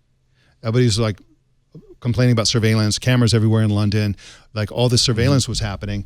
And my view was, okay, we're going to have surveillance technology, but the public gets it too. Like we get to surveil them. We get to watch the watchers. It's not just every time there's and this is one of the things that, you notice if you're a technology historian over time, is that every time there's new technology, the authorities, whoever they are, governments, police organizations, authoritarian governments, free governments, everybody says, oh, great, there's new technology. We can monopolize this to increase our power over our opponents, which in the case of law enforcement is over the criminals. So, for example, and these things have to be dealt with in the courts. So if all of a sudden you get new surveillance technology, right? The police want to use it and ban everybody else from using it. Or the classic example is in interrogation.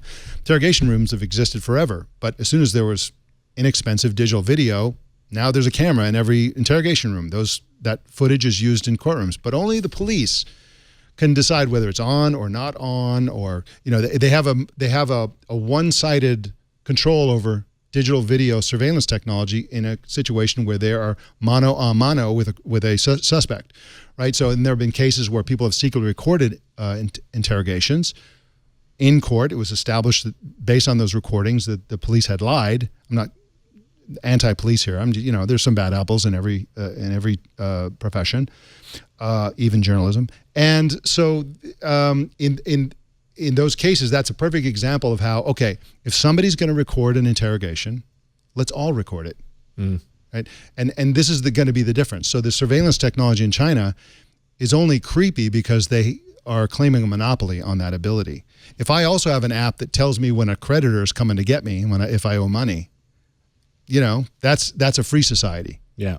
If only the people who are out to get the people who owe money have that technology, that's an unfree society. Anyway, right. Great, that's the future. We're staring at the future. Yeah, super depressing. Thanks for cheering us up. Why don't we cheer everyone up with a little Google change log? Yeah. Let's do it. The Google changelog. Maybe there's some things in here that'll cheer you up. Let's see here. We kind of already did the Gmail update for Android. It's getting brighter, so look for that update. I got it today, and it does look better. It's just not inbox. Anyways, we've already talked about that. If you've ever visited a site and you look up the URL bar and it looks like the right URL, and then you realize, oh, wait a minute, they put in a character there that, basically a fraudulent URL to make you think you're going to one place when you're actually going somewhere else. Apparently, Google Chrome Canary 70 has introduced a feature called Navigation Suggestions for Lookalike URLs. Once that flag is active, a panel will actually appear underneath the URL bar when it detects that a URL is close but incorrect. And it'll say something like, did you mean to go to paypal.com instead of PayPal or whatever the case may be? No word on when it's going to officially ship in the main release. How is that a first step to killing the URL? I have no idea. You know what? That might be that was the Wired headline. that might be the wrong. Well, I think I think that's the wrong link. But that has something to do with. No, it's the right link. It's just. I may have pulled this information from a related story, and it's not talking about that particular thing. Google has something going on right now where they're changing the Omnibox to show sites differently. Maybe this is part of it. I'm not really quite sure, but anyways, whatever it is, I'm against it. All right, good. Thanks for the backup. Speaking of the Omnibox, let's see here. Chrome is apparently kind of sprucing it up to make it a little bit more search friendly, do more activities from there directly. So if you want to copy a web page, you can see in that little screenshot the page that you're on. It has a little copy or share button right next to it. So instead of having to go up there and copy the URL or whatever, it's like a single tap. You can do that and move on with your life. Nice. How many URLs do you think you copy per day? In my case, it's probably 50. Oh, I mean, just constantly doing it. Yeah, I don't know if it's that much, but definitely when I'm doing a show, I'm copying URLs left, right, and center for sure. That's absolutely and tweeting. So that'll be nice. Also, adding voice input capabilities into the mobile search bar, so kind of embedded in there. I don't know if this appears on iOS. I know in the mobile web search, it's appearing on Android. I don't see why it wouldn't appear on iOS. But basically, it's kind of one step more towards bringing Assistant into everything that they're doing, bringing that voice search into the actual bar instead of just in the OS that you're using or whatever the case may be. So, and also I think it will read your results out to you in its fun robotic voice. If you like. I'm in favor. That's awesome. I think this is pretty neat. Of course, I have children, but they might be a little old for this. Maybe my 5-year-old would like this. Apparently, Google Home now works with a number of Disney gold. Those golden books that have the golden whatever covers.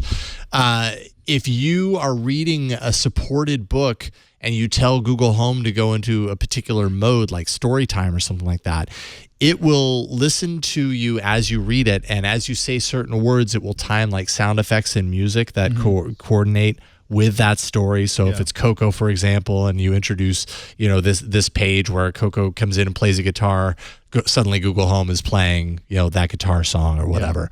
Kind of a neat little interactive thing that Google Home is apparently doing with some supported books. I think there's like 20 books that are supported right now.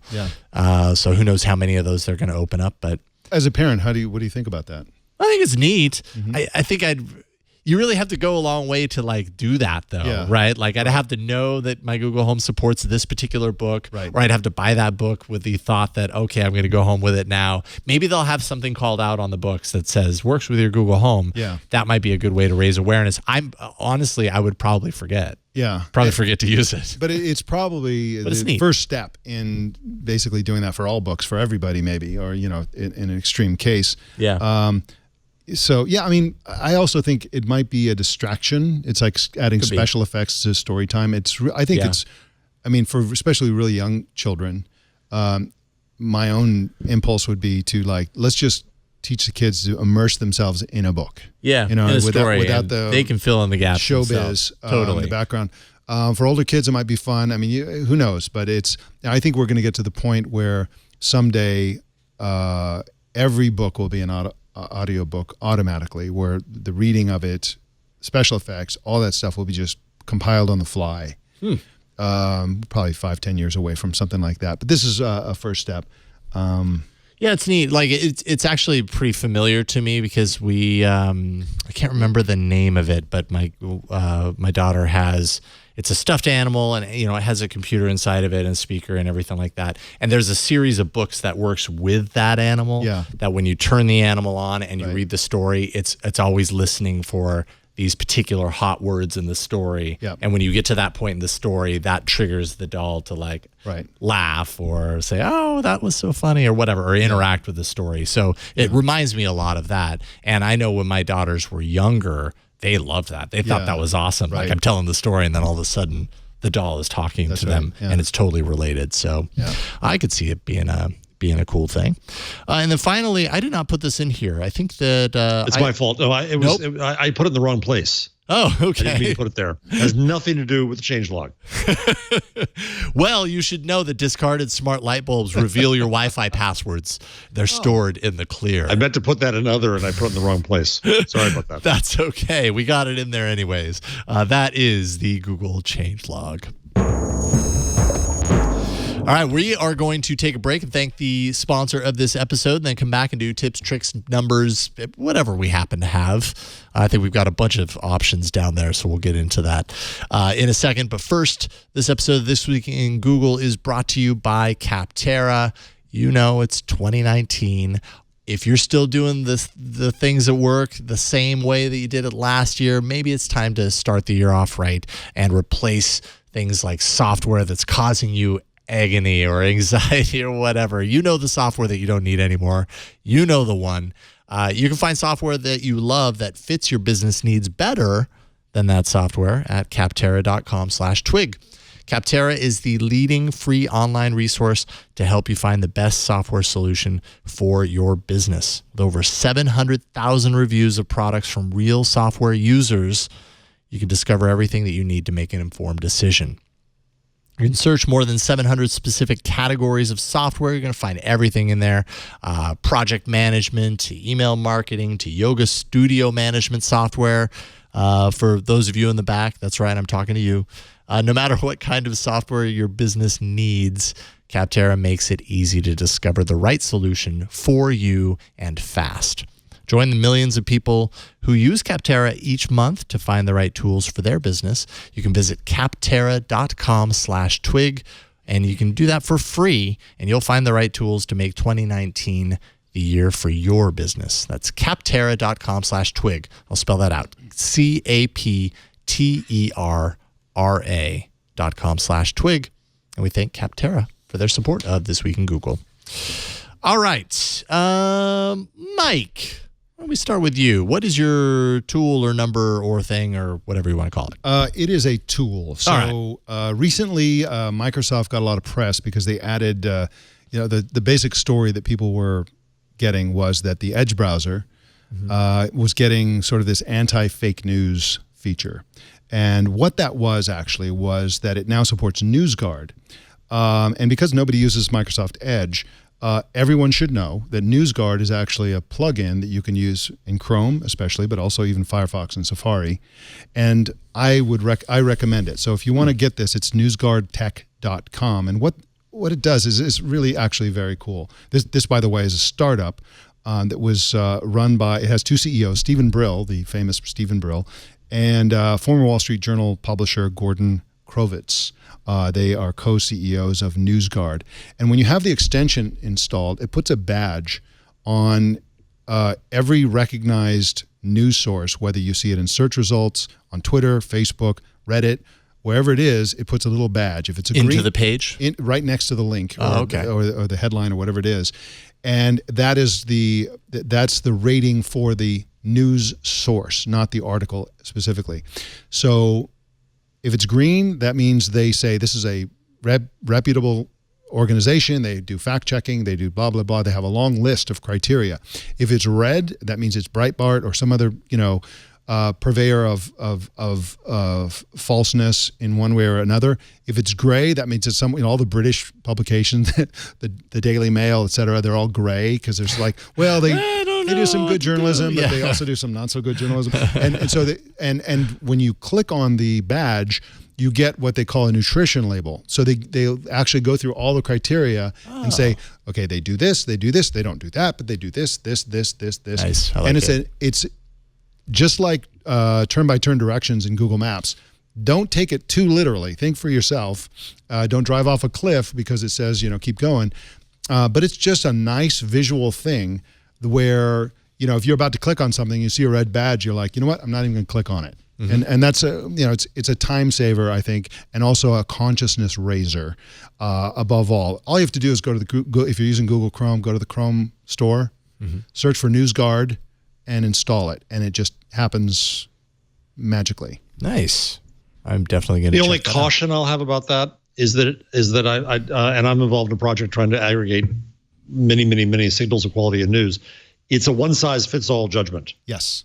And I'm not sure that necessarily can hold. There isn't a universal definition of trust, and so they put the Daily Mail on the red list, and other people thinks it's wonderful, and we can debate about that. But it's hard to imagine one entity deciding for everybody. Yeah, the way I think people should think about Newsguard is that it's like subscribing to a publication. When you have a publication, if you subscribe to your local newspaper, okay, the newspaper the editorial department is run by editors who are making decisions about what to cover, how to cover it, enforcing things. They're also essentially buying, for lack of a better term, articles from Reuters and news aggregators that they trust, but you're trusting that editor if you subscribe to that magazine. So you think of Newsguard as an editor company. They're making editorial judgments. And just as there are different types of newspapers that have different criteria for their editorial judgments, this is just one editorial judgment company. Right, but it's one that cuts across every news source. Yeah, exactly. So it's a little bit different in that sense. Exactly. As opposed to being able to say, I want to look at what the editor of the Telegraph says, what the editor of the Guardian says, and I'll get a triangulation of different viewpoints. That's why I say think for yourself, but see how you like it, and you may choose that to not use them and maybe use another one or not use any or whatever. But it is a time saver. I think in general their criteria are very good. The biggest criticism I have for them is there are so many publications they have not evaluated, so they're just blank. They don't have a badge of any kind. Right. And so you're kind of you're exactly where you were. Yeah, before, exactly. That's what I was just going to say. But it does surface the degree to which Google kind of like, the results are kind of like, because sometimes you go, if you go to Google News, you search for something and it'll show you 5 things or something like that. And oftentimes the top one has a red badge. Oh, interesting. And you're like, why is there this big disagreement? Like they'll put a Breitbart story as the #1 source for some political news. And so it kind of, do you who's wrong there? Is it Newsguard or is it Google? In my estimation so far, it's been Google. I would prefer that Google not elevate those to the top. Most of the time, their top stories are all green. But anyway, it's something to play with. Very interesting. That's Newsguard, newsguardtech.com. Right on. I'm going to check that out. Jeff, you've got a few different number options. So here's one. So I went to a town hall with my newly elected Congressman, Tom Malinowski, here in Jersey, and he was talking. People were asking, how do we get in touch with you? They said, social media. And but then he explained that he had to have 2 accounts on each platform. It was a requirement now. So the one is Rep Tom Malinowski and one is Tom Malinowski. And the latter is his account, and he can say whatever he wants on it. But the other is the government account, and he cannot obviously use that in any way to promote the private account, because the private account is basically considered permanently to be campaign. And the public account, the Rep Tom Malinowski account, or the Rep Ocasio-Cortez account, Rep AOC account, is considered using official resources. Wow. So which I think is kind of vaguely interesting, and probably not actually a terrible thing. But what it amounts to is nobody's going to follow the Rep accounts because all you're going to get is press releases there. Whereas if you I wrote a piece a few weeks ago about Ocasio-Cortez, AOC, comparing her use of Trump, of Twitter to Trump, in McLuhan-esque terms. But I think she is just incredibly brilliant at how she uses social media to do all kinds of great things, to explain, to have stands, to argue, to counteract in absolutely brilliant ways, and not just Twitter, but all the social platforms. But anyway, there's an AOC account, and that's her, and there's Rep AOC account, and that's officialdom. And that system is what we've had for the president since the beginning. So there's the POTUS account, which is passed from president to president, and then there's real Donald Trump. Right. I just would like to point out, though, that these politicians who are really good at Twitter, like President Trump, like Cortez, they are good at using social media not to so much thrill the public, but to attract the media. So they use it as a lever to get media coverage, and that's something to keep in mind if you ever run for president, because it's our day to disagree a little bit, Mike. Okay. I think that's true of Trump. I think people give Trump credit for being good at Twitter. He's not.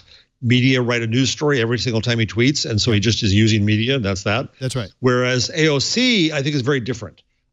She was ignored by media. She couldn't get arrested near any publications in New York. The only way that she got elected was through social media, and she developed her own relationship with people there. And so she often is very dismissive of what the media does, doesn't care. The media is now following after her because they realize the boat they missed. But her social media presence is sufficient unto itself. And I think there are lessons there for everybody to use social media well. She has constructive, smart conversations there. Yes, and she's also good on regular media. She's a good interview. I mean, we have to talk about her because she's probably the most visible and effective freshman ever. I mean, and it's because of her use of media, both social and other. But I would say that to get elected, yes. But now that she's elected, I mean, I read stories about her all the time in my political news feed. She's like, she's like one of the top people out of nowhere, and she said this and she said that, and she said, she's saying all these things, and then when you dig down, you realize she's saying it on Twitter. That's So I think now that she's in office, I think a lot of her media is just people are going to her for the interview, but a lot of her media is like she tweeted something, and some of her best stuff is on Twitter. Like some of her most quotable stuff is they're quoting tweets. Yeah. Interesting. And you, sir? And for me, I got two. One of them is an actual tool, and it's care of Kevin Toffel, friend of the show. He wrote on his about Chromebooks.com site that Chrome OS 73 dev channel apparently supports instant tethering for some non-Pixel devices for the very first time. This is a feature that you could do if you have a Pixel device and you have a Chrome OS device. You can have it instantly tether, automatically hop onto your phone's data connection when it senses that it's close, and you've got it all set up. Apparently, he got it working with a Nokia 7 Plus and a Pixel Slate.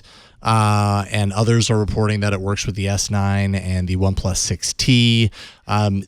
So the feature hasn't officially been announced yet, so probably there will be more information about this as it's developed out further. A device list maybe be released at some point, but you need to enable the flag in order for it to start working, and then when you visit the settings, you can connect and verify the device, and hopefully it'll work for you.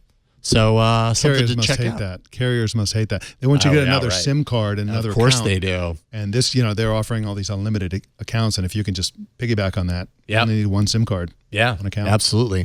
And then another piece, which is just because it makes me happy. Peter Jackson apparently is going to direct a new documentary, a new Beatles documentary based on tons of hours of unseen footage from the Let It Be shoot. And there's just so much about that headline that I love. Yeah. It's like, all right, Peter Jackson, documentary, Beatles, Let It Be, unseen footage. I can't wait. So I'm just really excited about that. Yeah. But all this obsessing over the Beatles is, it's the opposite of letting it be. Why can't they just let them be? That's true. Listen to That's the a really song, good point. people. Because it's fun. The Beatles are fun. They are the joy that we need in this world. They're like the Seinfeld cast of music. Perfect combination of artists. On the day they eliminate Inbox, I'll listen to Beatles to try to improve my mood. All right, cool. Tell me how that works. Jeff Jarvis, buzzmachine.com. Jeff, it is always so much fun to get the chance to do this with you. Thank you so much. At Jeff Jarvis, gents. Good work on Twitter. And man, I will talk to you soon. And then Mike, this was such a good time. I'm so happy to be get here. the chance to do this. I know your dog has an appointment, and you got to run out of here. Yeah, we'll see if I get there on time. It's not looking too positive. But if I can just invite everyone to join us on one of our gastronomad experiences. We were talking at the beginning of the show about how I travel. Yeah. One of the reasons we do that is we host a small group of people. We do amazing food stuff all day. We make wine, then we taste wine. We make cheese and we taste it. We bake, we cook, we learn. It's just really fun. Every minute is fun. We're doing it in Morocco, Mexico City, Provence, Prosecco Hills, and Barcelona. So I would really invite everybody to contact me if you're interested in joining us. Let me know that you saw it on Twig. And I'd really love to know. That's from Mexico City there. All right, just shoot me an email or go to gastronomad.net. Gastronomad.net. And also, I don't want to forget, it's time for our yearly Twit survey. We want to hear from you. We want to hear what you think about all the Twit shows, how we can serve you better. So all you have to do is head over to twit.to/survey19 and you'll be heard, and we really appreciate it. You can find me here on Twit. I do shows. Tomorrow, actually, Tech News Weekly. That'll be my next show. But always fun to get the chance to be Leo for a day on This Week in Google. Thanks for inviting me to be a part of the show. And thanks to Jammer B. Thanks to John for switching the show today and producing Behind the TriCaster. We record live every Wednesday at 4 p.m. Eastern, 1 p.m. Pacific, 2100 UTC. You can find all the details about this show by going to twit.tv/TWIG. Twit.tv/twig. There you're going to find all the back episodes. You can start from episode 1 and follow along week after week and see how Google has developed and how social media in general has developed over the years. And then catch up today and then write a report and let us know what you thought. That's it for this week. We'll all see you next week on another episode of This Week in Google. Bye, everybody.